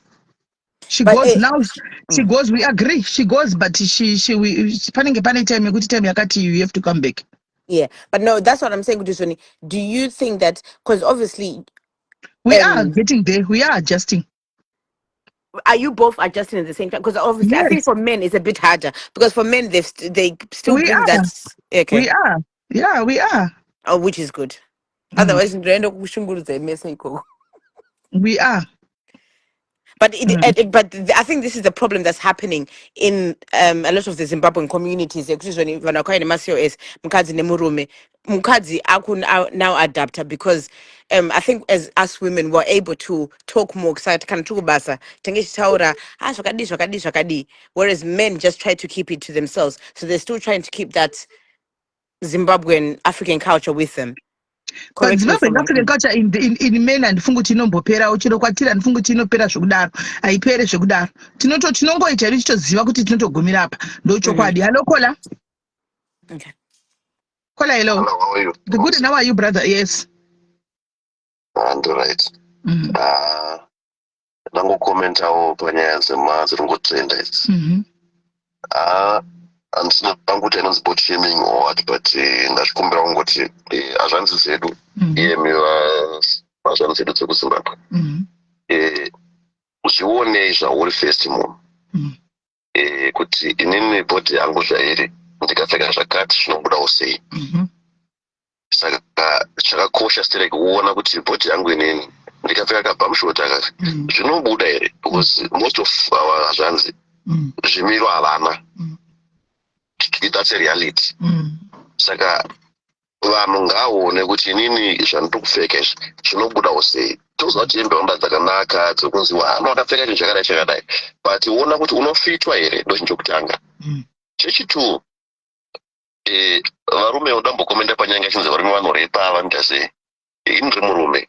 Hakuna vese hanzvadzi, haikona vese, hatina kuti vese. Hatina kuti vese, but tiri kuziva kuti inini ndichitaura kudai sehanzvadzi ndinenge ndichitori nenyaya dzakatopfuura nemunzeve mangu umu. Kune vanhu vanditoziva vamwe vakatotsvaga like anozoti kana mazokonana maCOS edu vari mene vakadziva kugwa kana mwakuuya anotaura zvese kuti ndomusvingisa atotsvagwa kwakasiya dai saka nechotaura zvandoziva vakatizira muno. That's my advice, ngoti wazvanzi dzedu ka musatinyadzisa please. Makanaka zvamuri izvozvo asi zivaiwo mapfekere nyamunoita especially papublic. Zvakanaka toziva kuti muri koko kushando muri kupisa muita sei, but pfekaiwo zvakanaka because now takusekwa totosekwa kurikutrenda zvekudai kwete zvekudaro akamunyana magaro akamunyana unoshawa kuti chii mwana musadaro. So okay, thank you so much. Thank you very much, Hanzvadzi. Thank you very much. It's so nice tichinzwa vari machicontributawo zvakutadza hatisi tingadzonzi tine godo mazviona kuti even men tati vakadzi tega vari contributa chingonzi vakadzi vari kuita godo, women bashing other women, but inzwai varume vari kuuyawo vachitaura the same thing. Tiri kuwirirana it's just a matter effect yekungotsiurana chete, hapana chakamboipapa. Thank you very much, Hanzvadzi. Thank you. Right, taurako. Okay, but I feel like personally, I believe could those my pictures which are trending, they're younger children. They're not older children. They're not. Pane vanhu vakuru varipo shamwari inda. Maybe 1 or 2, but 90% are younger children. Aiwa, whether 1%, 2% or but the fact that 1% yo itoripo kondiana pane munhu atonisendera link iri nderekupiri rekaitoni. Another day, another kumapage ameno ukwaisi first images ku-UK dzimwe dressing unotoona kuga kuti these ones are for the streets. Ukaiswa paCOS netype iyi ndiwo unofamba uchiudza vamwe kuti kusina mai hakuendwe. Mapage aya unatonisendera link mapage and tikutrenda zveshuwa tikutrenda Zimbabwe zvazvino tikutrenda zvemachokwadi kwete zvokunyepa. Handizozivi hangu kuti yesi na ukabuda wakapfeka zvezvanga uchiti waipfeka zvezviya kuti panomira sei mazuva ano neintaneti. Ndinobuda ndondatadonke mwana ndiko kuzimfesi pane picture yangu ichatobuda 1 million kana tichatobuda futi. Wanga uriko here? Were you there? Yeah, I was there. Okay, kana wanga uriko picture kunosinga kuziva chakuona picture chabuda anga it's time. Hello Kola, sorry. Unoda kumuritsigwa picture ingobuda ogasvi nai neungoda kuburitsigwa picture kunzi kwai ubude mughost ingobuda oga kuti makadiko ndini hezi mandione zvatopera izvo. Hello Kola. Hello Sismeli, makadini? Ndiri raitika njani? Tiripo. Ndaitawo dambudziko randaita nenyaya dzevarume vari pamaCOS. Nemurume wangu takawirirana kuuya kuno. Tauya takanga taroorana zvedu kwegore kuZimbabwe uko. Ndobva tawirirana kuti tiuye. Tauya kuno akangotanga kungoacta funny. Ndobva angonditi hanzi ndodo kuenda pane rangu COS. ndobva ndatoti akoiwe indava uri kuda kuenda pane rako. Akati it's easier for me kuti ndiwane mabasa, saka ndoda kuenda pane rangu. Agotsvaga COS, agowana COS rekumawarehouse uko. Last month akangotanga kungonditi bhebhi ndikuretesowo mari, ndiri kuda kutora mari iri mumasavings. Musavings medu at that time manga mune 10,000 pounds. Ndo yanga irimo. Iye anga anouya kemari yaanga achisevha paside. Ndobva aenda, ndobva angonditi aroda kuenda kuZimbabwe. Aenda kuZimbabwe. Ndakamuona last week kuti akaenda kunorora. Mufunge sisimeni. Akaenda kunorora mune mukadzi. Oh, Kola, don't say that. Kola. No, ndiri kumuti. Sorry, my sister. Sorry. Vakadzoka vese kubva kuZimbabwe. Vari kugara vese. Ndiri kumuti at least chindipa mari yangu. Akundifini. Don't cry. Hold on. Mrega chema pedze shungu dzake agokontinye. Chema ako pedze shungu. Chema upedze shungu dzako then. Kundipa mari yangu mufunge. Arikuramba kundipa mari yatikasevha tese. Majority emari ndini ndaisevha. Kana kuti nemusikana uyu vakadanana vakawanana kupi handitozivi. Asi akaenda kunomita rora rakashamisa kupfuura rangu inini. Apa ndiri kuona madates emuchato kuti vari kuda kutochata asi nenini nana kuchata akaenda nochata neni kukoti. Zvinoitawo here izvozvo sisimeli. Mira Kola,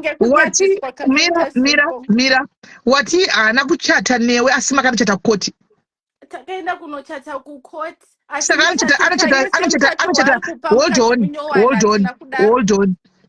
I know kuti uri kurwadziwa. Hold on. Kuchata kukoti muchato. Anochata white wedding say imi munochata kukoti. Handitozvizivi kuti ari kuzvifambisa mufungi kana kuti akaenda unoshandisa zita rekunyeba kana kuti chii sisimeli. Handitozivi ba. Asi kuti akakwanisa kuiswa pavisa. Sabina ndatombokuunblocka nderimwe page iri. Handinatombokuunblocka. Iya energy yako I can't. Handinatombokuunblocka. Ndatokubhlocka futi pano Sabina. I don't want to see you. I can't keep up with your energy. Mama, it's okay. Avadona. Mama, get ish. Adona. Ndakukonza animaona ndandoda blokera Sabina kana ndatokoncentrata Sabina. Kola dzoka Kola. Oh my God. Munozoti mama tiri kutaticha redu tichipikisana. Mira yadzoke. Dzoka Kola. Kana kuti fona panamba yakapinwapo. Kola ari kutochema ari kubatikana. Fona panamba yakapinwapo Kola.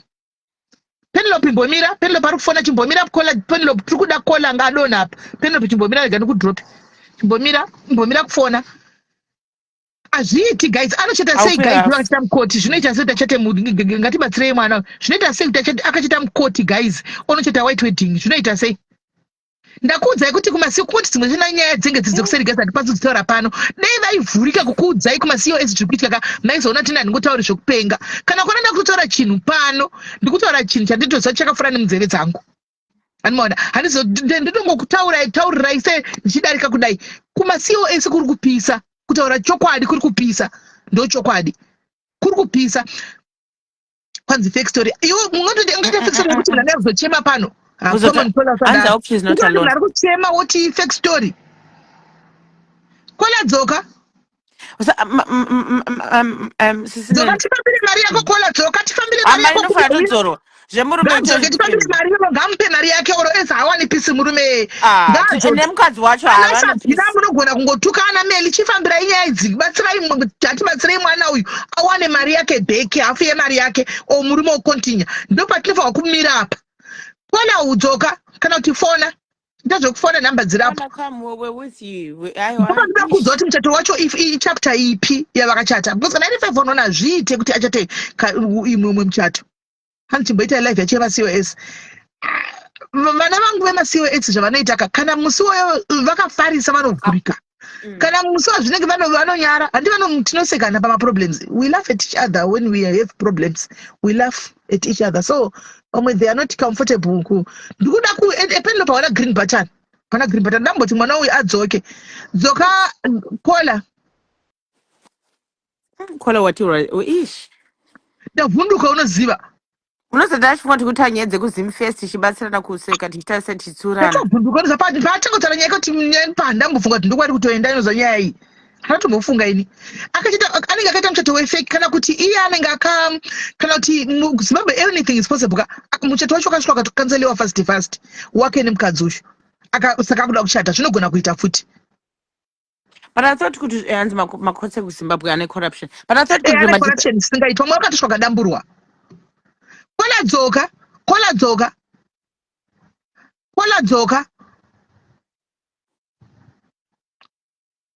That was deep masiriri. I wasn't expecting that. Nditoti ameno. Pandazopepa pokuti ndakaona akuchata ndabva ndatovhunduka. Gadisa komende. Iwe uzoona wari kukanda masters tapinda kuno ndionereyo guys. Pane munhu akandidaro musunu akati musunu dzakasapinda musvika muchinzi rice and chicken ndikati handidi rice and chicken ndikusara mari pazuru apo. Ndikati handidi rice and chicken ndeke munhu anenge kungotuka. Uchafura rini dai Sabina. Idzi nyaya dzako dzinofanira kubata idzi. Tibatsirane vana Kola vawane mari dzavo. You must advocate for this.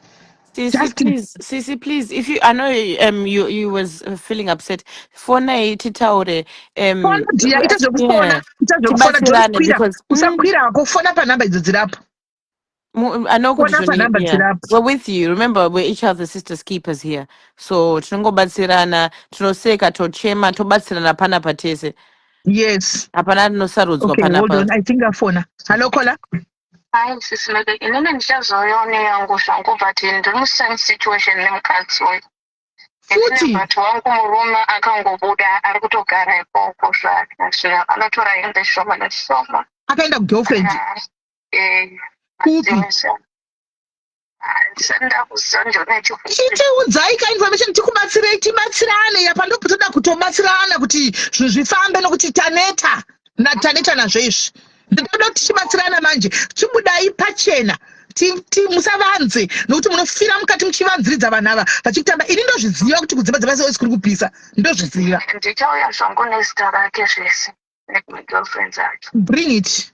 Tutangira ipapo. Bring it. Alright, sharp.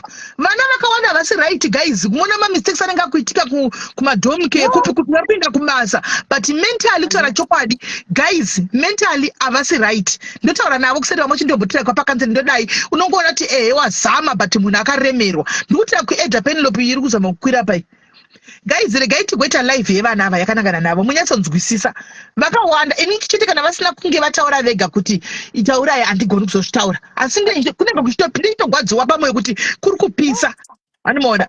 But Sisimela, I think we should just carry it on with that. Chimbobuda udzoke Penelope, chimbobuda ugodzoka. Waita ako Sabina, thank you very much. In masters Akeli na Shakira. Waita ako Sabina, thank you. I think we should just carry on with this because, like you said, Kujani, when you do the live, but I think right now somebody's already done a start. Let's carry on. Penelope, buda udzoke. Hansi simeli takasangana nazvo. Fona Rose, fonai.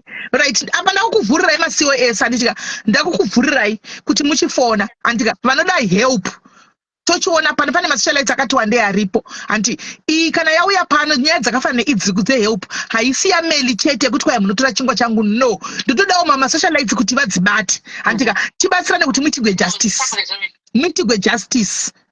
Animona. Tetoda kuti muitigwe justice. Saka isiye kuti meli inyaya meli no. Kana wauya nedambudziko rako because idzakadai dzotoda kuti tibatsirane pavarume venyu ivavo vari kubata ikaki kuti vadzoke mugwara. Taura chokwadi handidi ndoga ndiri one. Handiti right taura iyo Penelope. Okay, Meli panyaya yema-COS ndoda ku-educate people. And I hope people are going to listen to the words, not to say Penelope anoshama. So number one, what happens is people vanouya vakachata vanenge vachiti zvoni murume nemukadzi you can get a COS muchata uya nedependent. So what happens is iko zvino varume pandanga ndichitanga kurequesta ndanga ndichida kuudza kuti kana pane varume vari kushushwa nevakadzi, they are allowed to apply for their own COS. The government is giving them my COS. So how does the government give you a COS? unofana wasubmita divorce. Saka pena kuti ungazotiudza here izvo zvamwari tikuda kubatsira vakadzi ava zvevarume vari kuda kusiyana wati mubanga muchiti kwai murume akatadza pamwe akaita feki. Hana any fake yaakaita. Before you apply ku government here in UK, you submit the divorce paper. Saka divorce paper yakariwanepi vakachata handiri kuhwa mukadzatema dhanzi ndinoshamiswa kuti zviri kufamba sei. Saka ndindosaka ndiri kuti akanosvika divorce kuZimbabwe ka. He can get, firstly, angasati aenda kuZimbabwe this guy. He's still in England. Kuti awane COS rake. He's completely out of that lady's life. Anenge akato apply kuti we are no more together with this woman. The British government is the one inokuyendesera ku Zimbabwe kunofile divorce. Years. Can I just ask? British government gives you a COS uchizviti ndave ndiri ndega inini. KuZimbabwe vanenge vatonofile yo divorce kudhara kusisina muchato kuZimbabwe. kuZimbabwe watonyorwa kuti iwewe naPenelope makaenda mese 2003 mukatozorambana musi wakati dependent wangu akutowana freedom yake. Awana freedom yake, he can go and chat again ouya futi neumwe mukadzi kana kuti neumwe murume. Zviri kutenderwa. It's what people don't know. As long as wakapinda before mutemo wachinja. Alright, tikuda kuti tizame kubatsirana ngikiri anze Sisimeli send you same story yangu, but there was no response. Sisimeli send kupi Jones wakasenda kupi kunombozowanda nyaya idzi kuseri wakasenda kupi pamwe izvo zvinde ndakatoita manchi ndakaiona po dzakawanda nyaya dzinenge dzakazara kukudza maCOS mufoni mangu dzakawandisa pamwe izvo zvindakatoti pamwe ndaiona wakasenda kupi I think what we need to educate everyone akauya pamaCOS, especially vana vasikana. Nyaya yavo vakatanga vachivhundutsira varume ava kuti ndokudzinga ndokubvisa paCOS, ndokudzinga ndokubvisa paCOS. Government ndobva yaona kuti no, isusu hatichaimporte from outside. Muno England varimo vanhu. Saka iko zvino maswitch aya ari kunzi you can get maswitch within munomu ndiwo ari kubetsera vanhu vari muma relationships are wrong. Saka iyo government ndiyo yakutoita divorce, yakutobetsera kuita divorce. Aiwa, haisi kubetsera, but remember we are staying in England where everyone is supposed to be happy. If I'm not happy in a marriage, you move out. If you are happy in a marriage... izvo tozviziva. Kozvo kuzoti izvo zvizvi mutatu watiwewo mutatu wakatodambwa kudhara vegovernment vakatotumira kuZimbabwe vakatodambura. Saka iyo government ndiyo yakati ndiyo yakudodamburisa muchato iyo government. Aiwa, because anenge akanyora pasi. Unotofila fomu. Unofila fomu ototi nini ndakubva paCOS raningi my reasons, inconcilable differences. Irreconcilable differences. 1 month after kana 1 month munombonzi chiregerera nai kana maregerera nai moita whatever. Kana pasina 1 month musina kuregererana makutodambura muchato. Hapana ari kudzingwa kuenda kumba. Chokwadi ndechekuti girls regai kutuka varume venyu mudzimba muchitishoni unodzokera kumba COS yangu ndeyangu period iyoyo yakapera because government haisi kudzorera anyone kumba. Chamunongozoda chete kunyora English yako iya English yakanyorwa nevamwe kuti uonekwe kuti unogona kutaura chirungu. Wanyora English yako wakutopiwa COS, wakutokwanisa futi kunochata. Izvo ana Penelope takunotora umwe murume futi because takatoramba. It's a process. Wakanga wamboya neumwe here murume Penelope? Ndinotori nechimuchato chiri muno vashauzvizivi kuti ndakauya nemurume. Chefeki. Wakati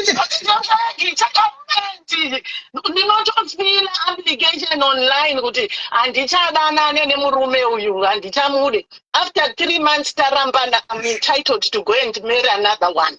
Saka iwe wakarambira murume naye Penelope kana wangauya nemurume? Meli ndauda kuroorwa nemurungu.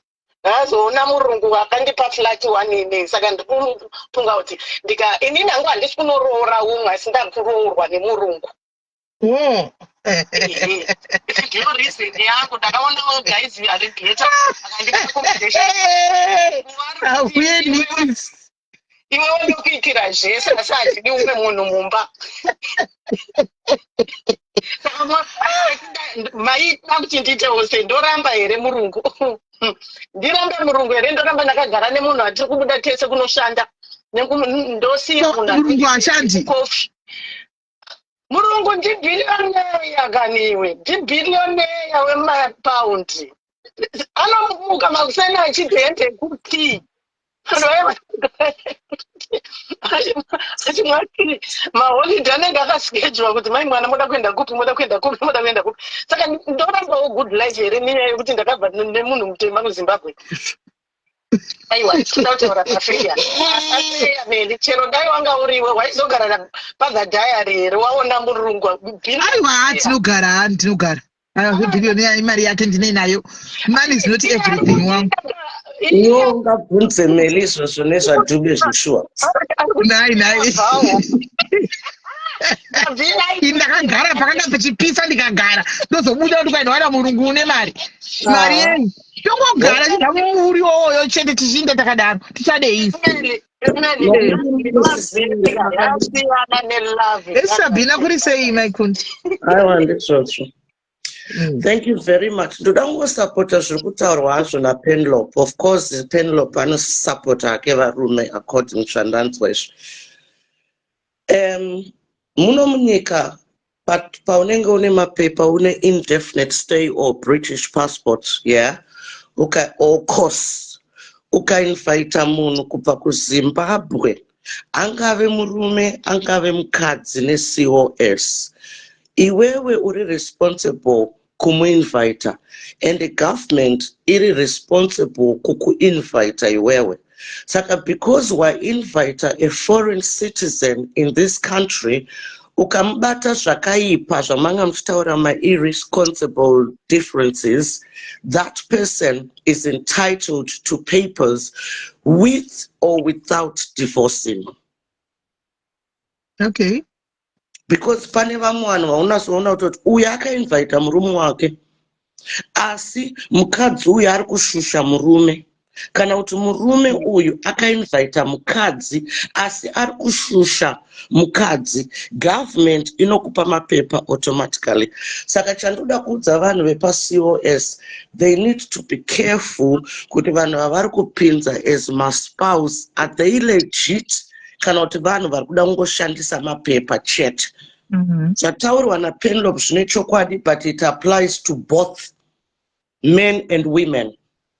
Imimi Sisimeli mukatoshusha baba mkuru, he doesn't need to divorce you because munguwa panoshedzwa maprisa, that is enough proof. Baba mkuru vanongoenda kuhome office voti ndazvitadza izvi. It's simple, vanopiwa mapepa avo ivo.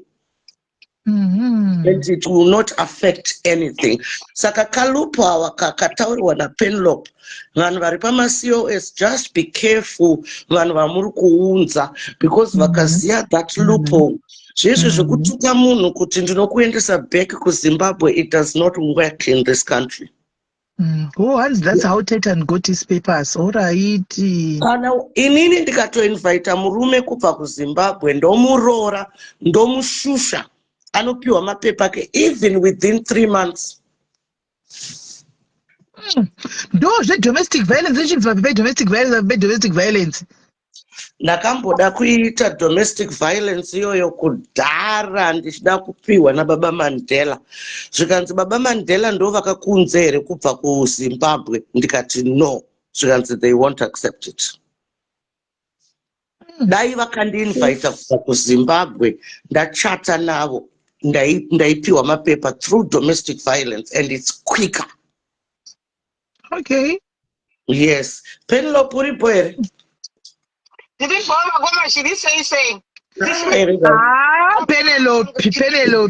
Penelope, uri kuti vakoma kunani?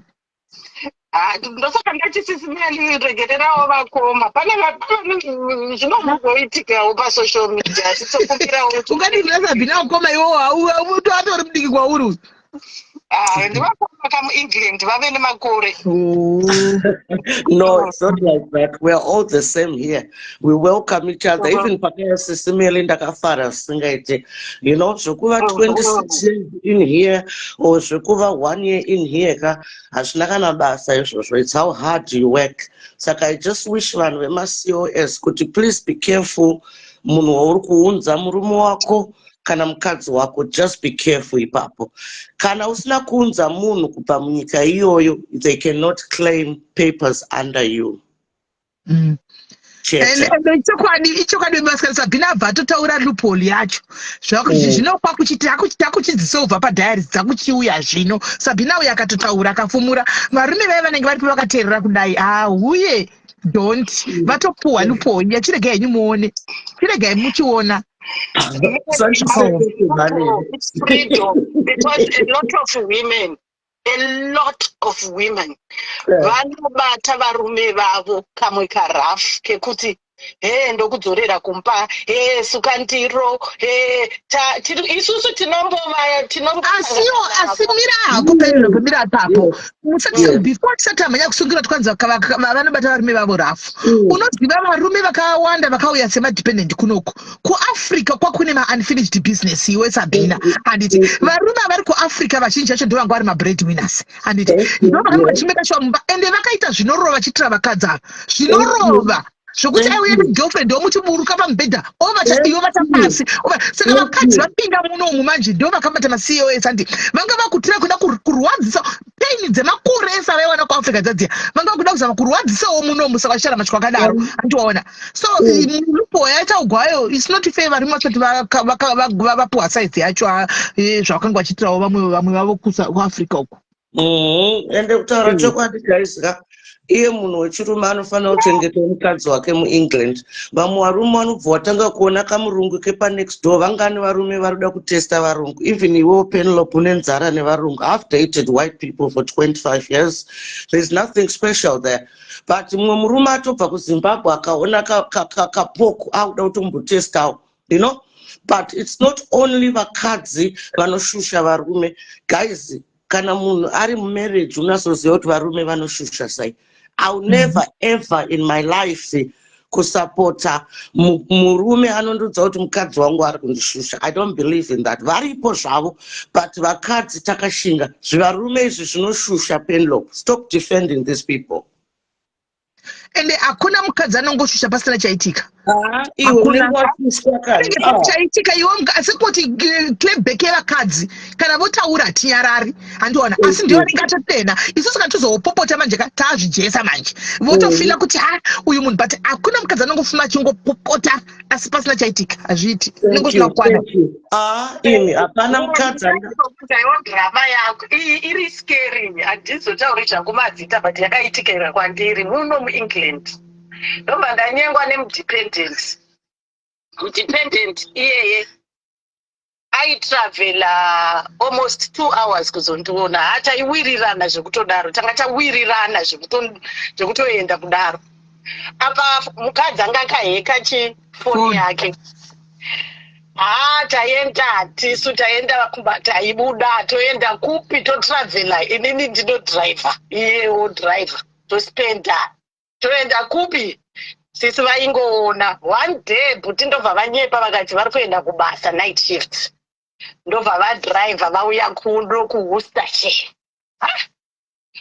america mwakafilinga ndaingori nako plus indoroteswa futi ndakabva ndatomboudza blazi ndikati iwe ndaona uchibuda nekuseri uku kwethe other building but amendo iye ndobva tongochita hazvina kana basa ndo mazuva ndaisheya accommodation saka pandaigara taigara tiri nema-indians neni saka maindia 11-12 o'clock midnight mai mwana isi takatovata mubedroom sisi vanoka padoor maindia ndobva ati vakangoona munhu mutema achiti ndi kutsvaga Penelope ndobva vamuti go in vamuratidza room asvika paroom yangu sisimedi ndakavhura door ndakapfeka gown ndobva ndavhura door. I was shocked kuti who's knocking on my door around that time zvikanzi ndiri kutsvakawo murume wangu.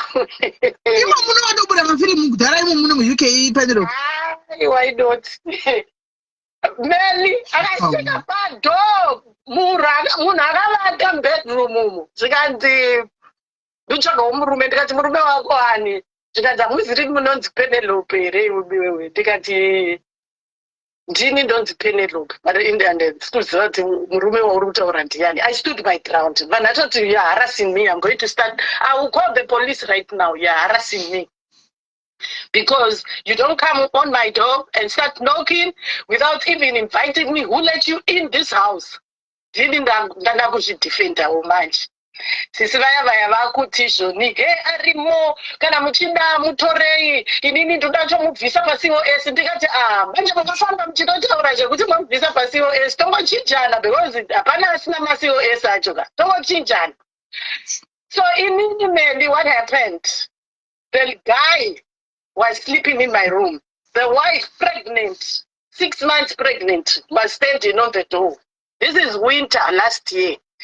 Then abva abuda ndokunoenda pamotikari yanga yakapaka outside ndobva apinda mumotikari ndobva ndati kuna baba mwana naiswiri chinda chingobudawo uende kuti sorry chikanzi handisi kubuda. Dude slept, dude kept on sleeping with me. Hanga akutoti hai ninaba tikutoita zvandafambira peni kunoko. Ndikati saka what exactly is the problem? Chikanzi kana ndiri kumba I am surprised kuti the same wife awana energy yekukwira kubva mhemba uko kumberi kweimwe province anoita 2 hours kusvika pandiri kuti auya neuber kuzondichaga achinditresa. But kana tiri mumba anondisukisa ndiro, anoramba kuti ndimubate, achiti kwai ndiri kurwara. He gave his reasons. And you believe the reasons? Penelope, murume havaziviwe. Havazivi kana vanyenga iwe. Zvokunzi kwai kana ndida kubata kana hadi kudii. Hanzi mumba chaimo andakagara. Why I believed that lady akasvika padhoo and the only defense she had was kana ndoda kutomubvisa paCOS. That was her defense. Ndikamuti COS harina kana basa iri. Chero inini ndinaro ndokwanisa kukumisa murume iyeye paCOS. Saka pane chinomboshamisira chamuri kuramba muchiti kwai ndomubvisa paCOS. That's what I said to that lady. Kuti pane kuti mutoti baba mwana hande kumba makutanga kutaura zvekuti ndokubvisa paCOS. Ndoti chero inini ndinaro COS. COS. Saka pana chirikumboshamisa. Dude slept Meli from 11 o'clock. The lady was in the car, cold car. Kusvika makuseni na 5 a.m. paakabuda. Iwe ukatobata naye muchizondikwedzera ari panze asi Penelope ka uchizandikwedza akagara panze kuri kutonhora iwe ukatochikontinya kunopfudura hope nemunhu.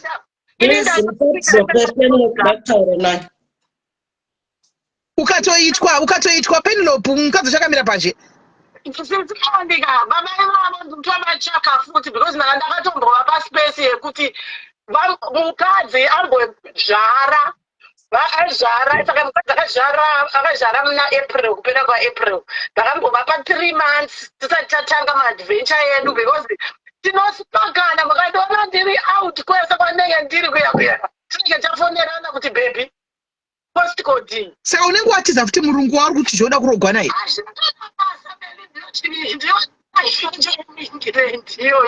Tichazonetawo tobva tagara pasi but for now tikutovhunduka mapaundi tikutovhundukawo ati Penelope ndida kungokubvunza hangu this one ini ndozvati ndiri shamwari yako but ndinoda kungoedza kukubvunza this is genuinely Penelope. At your age uchine nyengo mita iri hai kudai. Meli, the women only start understanding their sexual life when they are in their 30s. It can happen in early 30s, 40s. Tiri vana vadiki taingokwirwa pamusoro tisingatombowisise kuti ichi chinonzi orgasm. 99% of women on this platform they've not even experienced orgasm. So when you hear people saying life begins at 40, I didn't enjoy my sex life at 40. And I am very active. Unfortunately, I am very active. But can I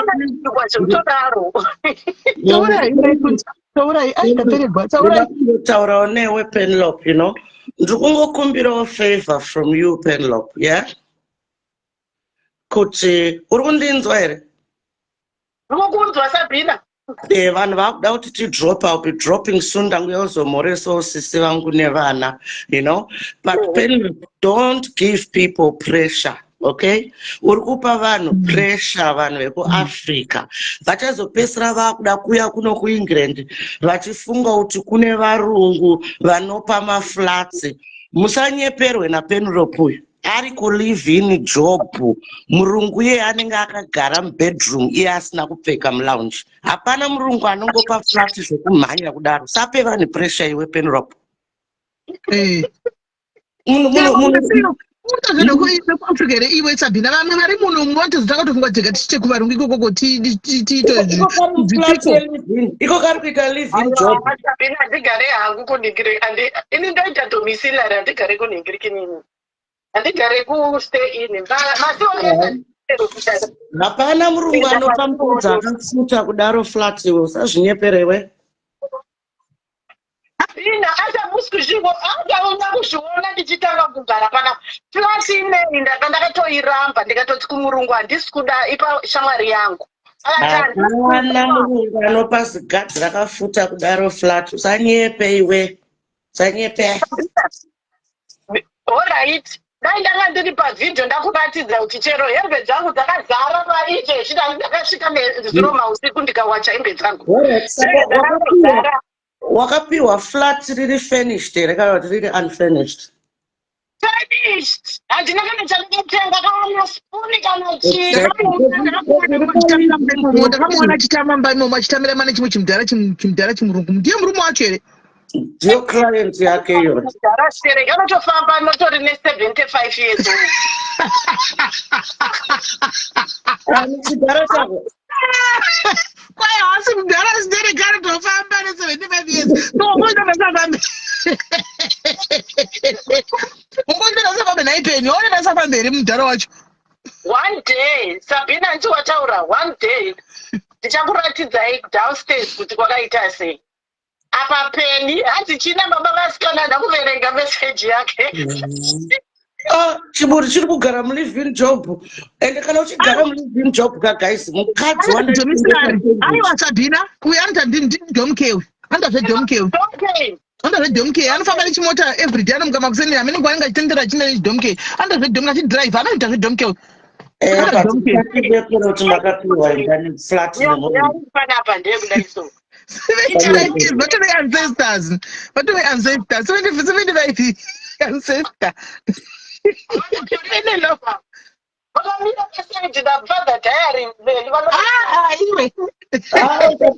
Father diary sauda kuti blockeza panomera murume wako.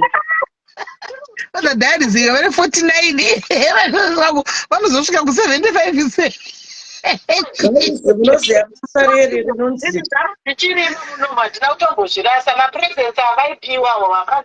Ndakakona uchivhura zvinhu zvemukadzi wake zvimwe zvawaivhura palive ndikati zvinhu zvechirungu zvauri kuvhura izvinhu zvemukadzi womunhu siya zvinhu zvemunhu uri kubatira izvinhu zvemunhu. Takaenda tichitonogadzirisa tichibvudza zvemuchato pane vanhu vanondifollowa pane life yandakatoti nhasi ndine appointment nemurungu takaenda tichinobvunza zvemuchato ndosaka ndakatotanga process yekuramba. Alright, sorry Penelope, ndakutukwa namaqoqobozi socials. Hanzi namaqoqobozi socials. Hanzi Sabina, don't be jealous on Penelope. No, I'm not being jealous, but guys, murunga abatike zvekumhanya kudaro zvake. Inini guys, mirai ndikudze chero vamwe vasikana vari panapa.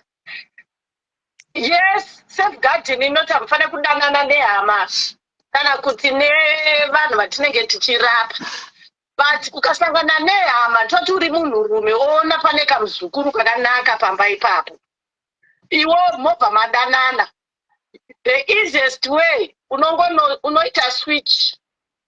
But Penelope, this one is it's a genuine question. I always wonder, iwewe unoita domke anditi and obviously employer wako kana munhu akaseva mazana munhu esane social media kana vakaseva number dzako sekuti mutaura zvinhu zvebasa anditi mumagroups ekumabasa and stuff like that paunoita zvinhu zvako izvo vanoona kubasa kwako vari comfortable nazvo here uchiita zvezvo zvokushama izvi uchivhura makumbo uchiti kubasa kwangu kwatoshanda tiri 2 vanhu vatema, the rest are white people. But even white people ane Facebook accounts. They are not even. But ita maningi, no one is allowed even kuvunza phone number yomwe munhu. But muna groups ekubasa here. Groups tine mafone ekubasa nemaline ekubasa. God be with you. God bless you. Let me just say this one to save Penelope. What are you doing per weekend? It's not allowed. You mind your own business. Okay.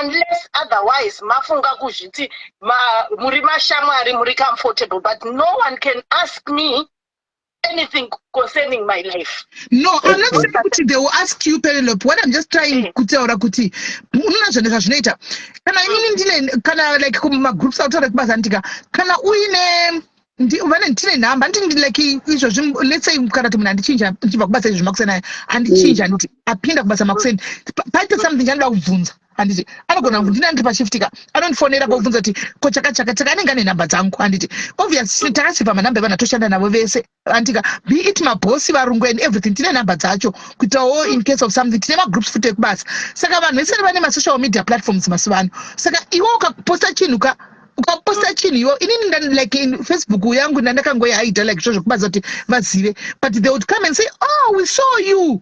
That is you. And oh, you do blogging, things like that. This is now a bit through number. And saka iwo bosi wako kana tishi but you wanna like let's forget about vamwe vanhu vanoshanda navo bosi wako ka number achiona iwe pa social media wakapudugura makumbo kudaro uchita zviya zvinobvumidzwa here? Zvobvumidzwa because ndikuzviita pa social life yangu. Okay, ndikumbira kupindura. When I came here in 1998, end of 97, right? I worked for a lady, a Greek woman, for 2 years. I got up to Southgate, North London. Sisimeli, in the comment section, you would never even think kuti pamba ipapo pari kuchengetwa murungu. Murungu yanga ane dementia. Aikanganwa after 5 seconds. Aingogara muroom make, the other 3 bedrooms yanga iri yangu. Ndaipinza zvikomba. Ndakaunza vanhu 6 kubva kuAfrica vachirara pasi pemubhedha mumba memurungu imomo. Zviri kuratidza kuti Penelope anenge aregenderary Penelope according to Boeing 777 anenge ari kugara nemurungu asina hama but murungu iye ari kumuchengeta hake zvakanaka. Live in job guys ndaipedza the whole of Rechingwa nekubhoekana. Those days we used to watch Sunset Beach. I think vanoziva Sunset Beach. Vanhu vakauya kuno. Conquest, ndotori yana for Conquest. Yes, taiwatch. Yes. Akomana live in job inobowa. Unofunga nhambo dzako dzese. Saka inini aregenderary according to Sabina.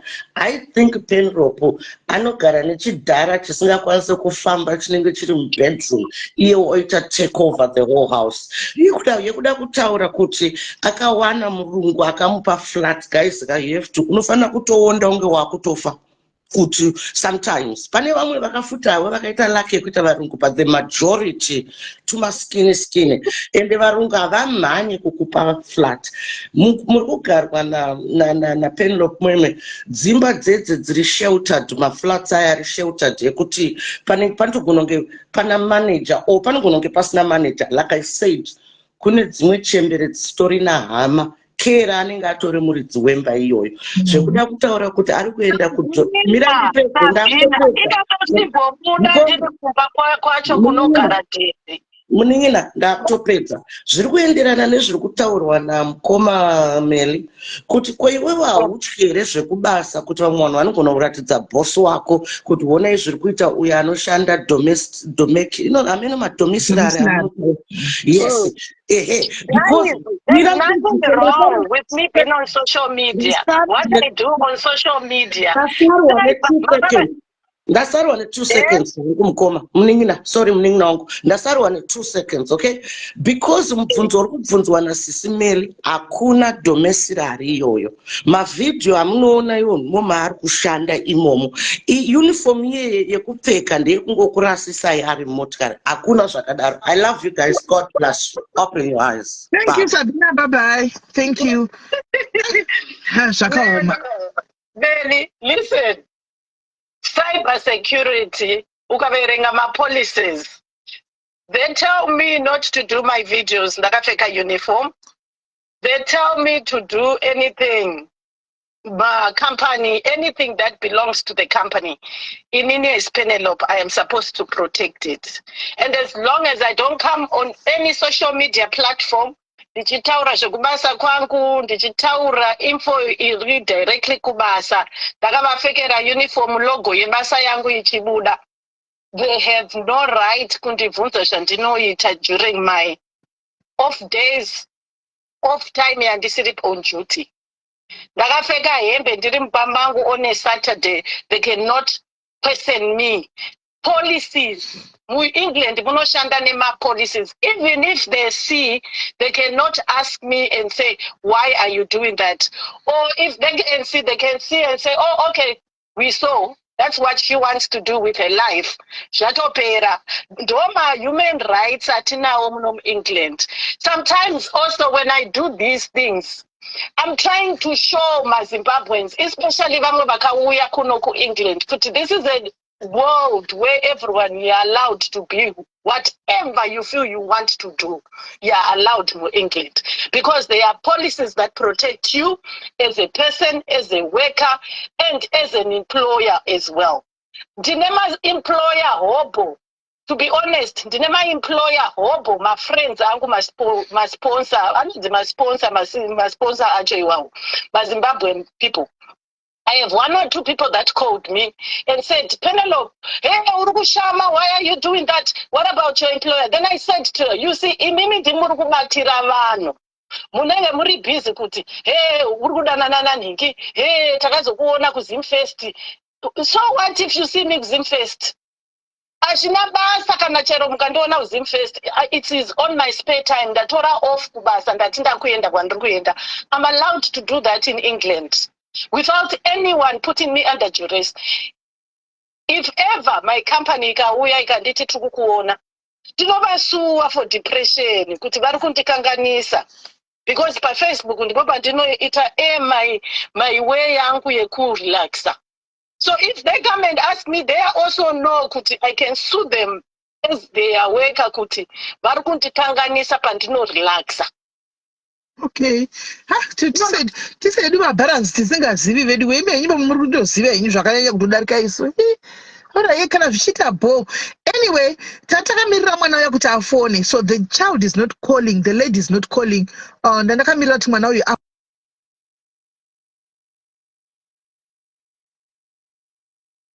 ndakamirira kuti mwana uyu afone. So handisi kuona mwana uyu achifona kuti afone. Handisi kuona mwana uyu achifona. Takatati akupinda munyaya yemaCOS yabva yakandwa kuona Penelope. Guys, imimi musati kwanzi dropai Penelope, dzingai Penelope, dzingai munhu. Handigone kudzinga munhu. Guys, anenge akajena life pano. Hatiti izvozvo kuti munhu anokwira nokuti hamufariri moti munhu ngaabviswe. Pano padiaries munozviziva, we don't do that. Hatisarudze munhu. Handitika hatisarudze munhu wese anotouya pana nekodzero yekutamba wachikwirawo. Handitika saizvozvo, handikwanise kudropa munhu because hamusi kumufarira kuti avepo. Handitika saka varuda kufona fonai tinzwe. Varuda kufona maCOS acho. Varuda kufona maCOS acho, fonai tinzwe. Fonai tinzwe kuti zviri kufamba sei. fona itinzwe zviri kufamba sei.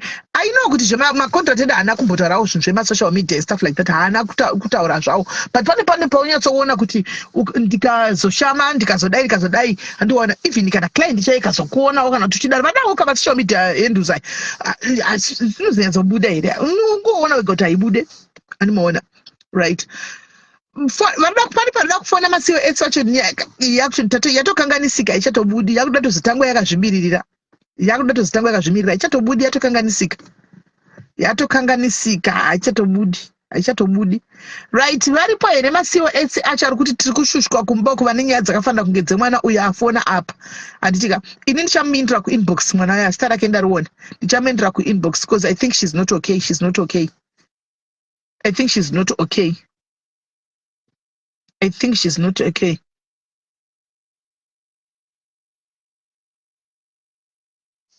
I think she's not okay. Hanzi ndofita chachishotara nezvayo, we were talking about it, chatotaura nezvayo dressing yekuzimfest ndo yatatotanga kutaura nezvayo, tikangoonawo kuti it was a little bit extreme, like us as Zimbabweans, handiti unoona, it was zvazvakazonyanyisa. Hatirambe kuti tinopfeka mabhamshot, but ngaisave pakati pemagaroka, asi tangoti zvakare each to their own. Ukwako kuri kungozama kuti tiri kutrenda zvokutodaro. Pane munhu atondisendera ichi, ndofunga chaiswa nahopo ching'ono, mirai tione tanyora tichi mapfekero anga akaitwa nemamwe Zimbabwean women paEngland nezero unopera power pasi parohwa nenyundo. I can't even share those pictures on my page. Chiko nai vanhukadzi ndihopo uyasenda anyorawo. So we are trending nezvo zviya izvi. We would understand kwana vadiki so, but kuvanhu vakuru now I don't know, each to their own, but I don't think kuti zvanga zvichatiitira zvakanaka isusu. Right. Vari pere vamoda kufona guys before I drop. Indobva basa kaina ngobva kubasa ndikaenga paka pano, bhegi rangu richirapa. Bhegi rangu iri richitori pano iri. Bhegi rangu richirapa. Ndobva basa ndikaenga paka pano, ndikauya ndikatanga kutotaura nemi pano. Saka handisi kuziva kuti pane here vari kuda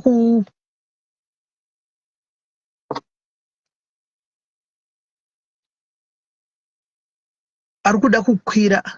Vataure guys before I go zvangu. Yemacos yemaproblems acos tichaya naye yakazvimiririra ndokuti vasununguke. Apa yatokanganiswa ichatobudi zvakanaka. Tipe muono wako padressing apa, waonawo sei? Sorry guys, because ndauya ndiPenelope atokwira palive. Ndinonzwa mufaro ndichitaura nasisi vangu ava, sisi Mele, vandinoda zvikuru. Aiwa zvinonakidza. Uchingopedza ipapa pandotohwa kuti ningwa kuti ndakondipisa zvako. Sisi Mele ndakura mukoma. Wakakura rini Sabina? Ndingasaita pati kukura iwe. Kwamusuziva ndakashekirwa. Amusozviziva. Kono kuzvizire pinaka kubloka kaini kwese apa ipejiri ndera kudhara tirishandisi ndosaka watangoona. Hatirishandisi. Sandra sakusegeti kwa saka takuona. Ndakashayikirwa nasawira wenyu wamaitaura naye muchita akauya mbamati naye baba Mandela vadi kudzokera kuCambridge, please timboita zvemvenge Sabina. He died. Yes. Yes. Matambudziko naye Sabina. Sure, Mkomongu, you saw the relationship Kaimini. Maiwirana zvokuti vaita kunge muchiri mese. Guys, ndatinda ukudza kuti takazonakirwa nasisi Mele kumvenge baba Mandela obva vauya kubva kuCambridge. Zvona sisi Mele, ko baba Mandela vadi kungodzokera zvavo kuCambridge, please. Yes, saka zvandikudza as well. And ndakachida kutaura nyaya yekupfeka kuZimfest. Iwewe notando iwewe mukunungurwa. Uri kuti Sabina itagaga. Ndokuita gaga sei aone kuti tachembera here. Thank you muri kundibata matambudziko ndinoda runyararo. I love that name. Ndinoda runyararo.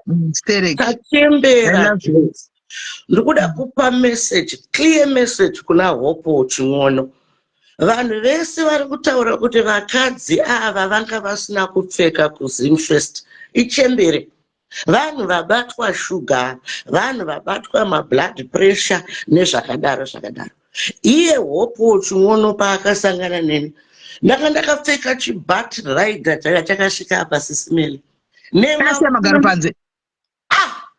mazuva acho tanga tiri vana vadiki tichangobva kuLondon 20 years old. Hapana uri mwana mudiki unopfeka ako Sabina, kozera rako iro kana rangu iri ungachipfeka here chakadambura nepakati pemagaro. Harisi bhamshoti kaya tiri kuona Sabina, adori mapendi emukati yawo anofamba nepakati pemagaro kudai, anoti garo hafu riri pashe rekumusoro kundo rakavhagwa. Ndakamboona futi sisimeli vane 19 kana 20 years vakapfeka tumwe tumacycling pants futi. That was papoka, but iko zvinochaona here tichipfeka zvakadaro Sabina. And at that time I used to have that body. Andinoona iko zvino nechikafu chenyu ichi look at ndingapfeka here kana ndiona ndinokasasora ukadobaya live uchitapati neni tiona Sisimeli munozviziva kuti muzukuru waHopo uchingoona ari mucomment section menyu but handikuudze kuti ndiani. Hopo Sisimeli akasangana ndine chibhati raita chakadai so ndakapfeka mapulling socks aya emadiamonds akaboka boka aya mukunzwa. Iye zvinezvi achembera Hopo aida vakadzi vakadaro vanenge vechihuleto so wakuda kuya panapa wakuda kuti nyepera because wachembera iwe Hopo siya vana vapfeke zvavanoda.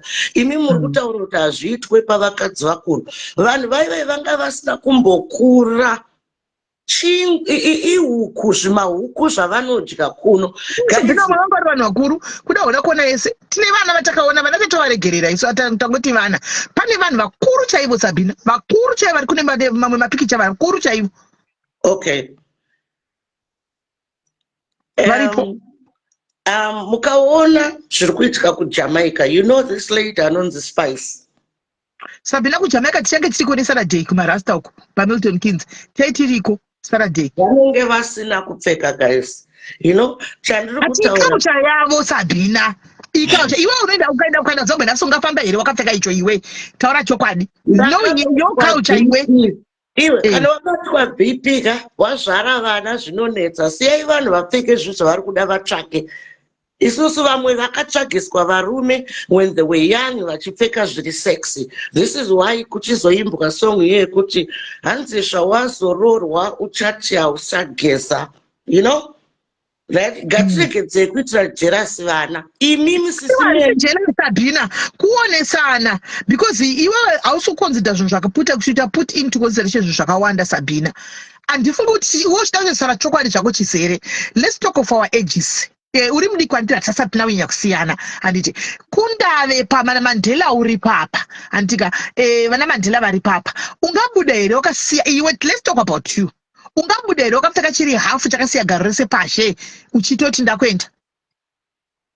Guys, ndikutya kublokwa zvangu but iye mukoma wangu uyu anga akapfeka mabhati raidha ake musuno uyu asati asiya Africa akakapfeka t-shirt yako yatupekiye uchitamba zvisingaite Sabina unoziva chati do you know the type of pants mashoti rinopfekwa handiti shoti handinotaura kuziya here Sabina.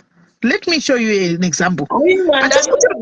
Handisi kuti mashoti haapfekwi machitatotaura panzira kuti mashoti chinopfeka but takutarisa kuti mashoti atiri kupfeka Sabina akamira sei. Andiona mira ndikutaridze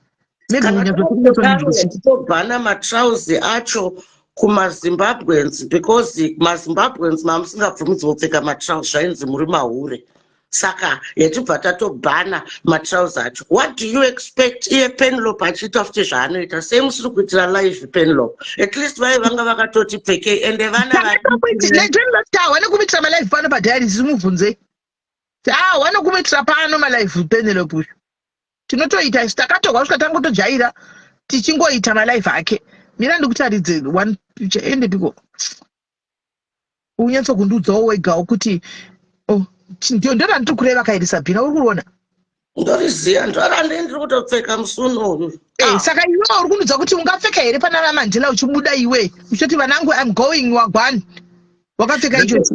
Inini hangu handidi kunyepera ever since vana vangu vakura my dressing has really calmed down. That's exactly what we are talking about. But you can still wear a short. You can still wear a short. There's nothing wrong with that. But indecency igaro rifangeri private Sabina. Kana tunori muriso ku beach.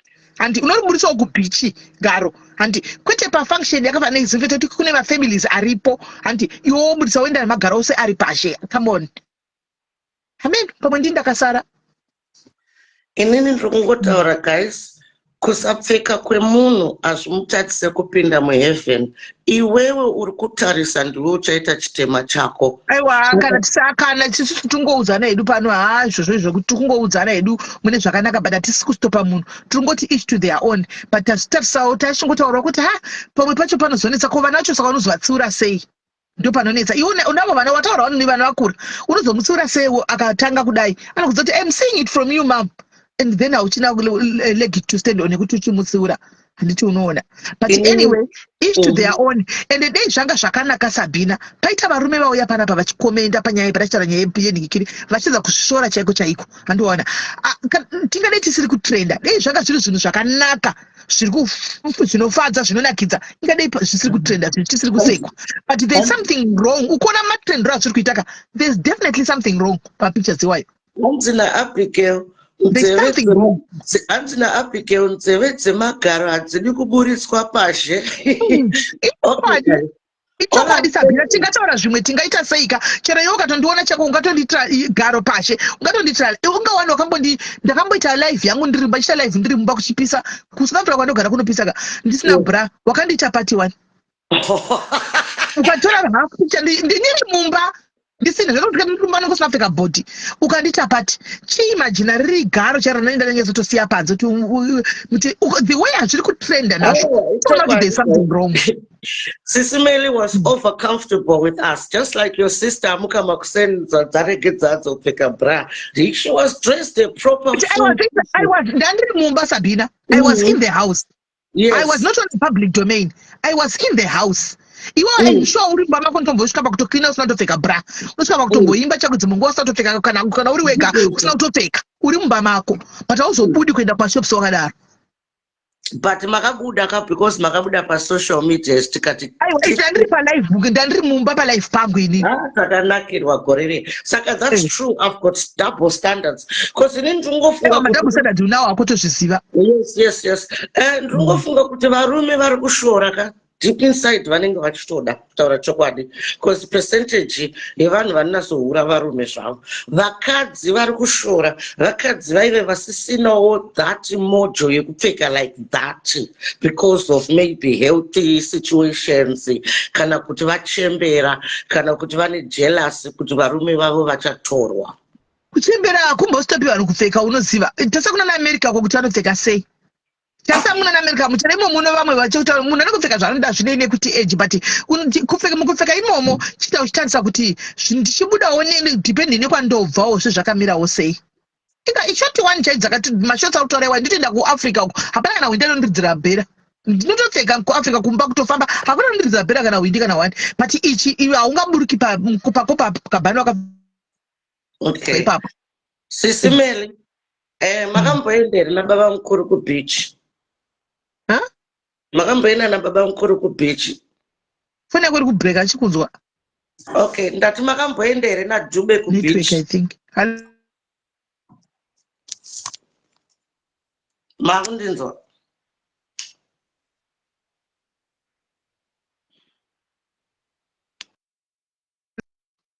Network yangu iri kutachitisa. Hello? Hello? Network yangu kutachitisa. Network yangu kutachitisa. Right guys, tambotandara ndakurara kaini. Tambotandara guys. Ndakutonobika sawe mandinogeza ndibika sawe manheru ndozovatanda topedza kubika sawe manheru.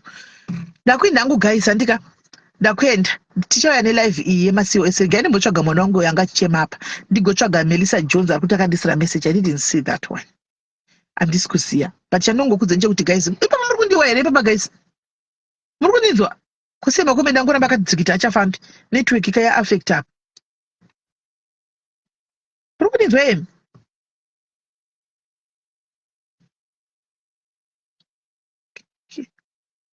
Muri kundinzwa guys?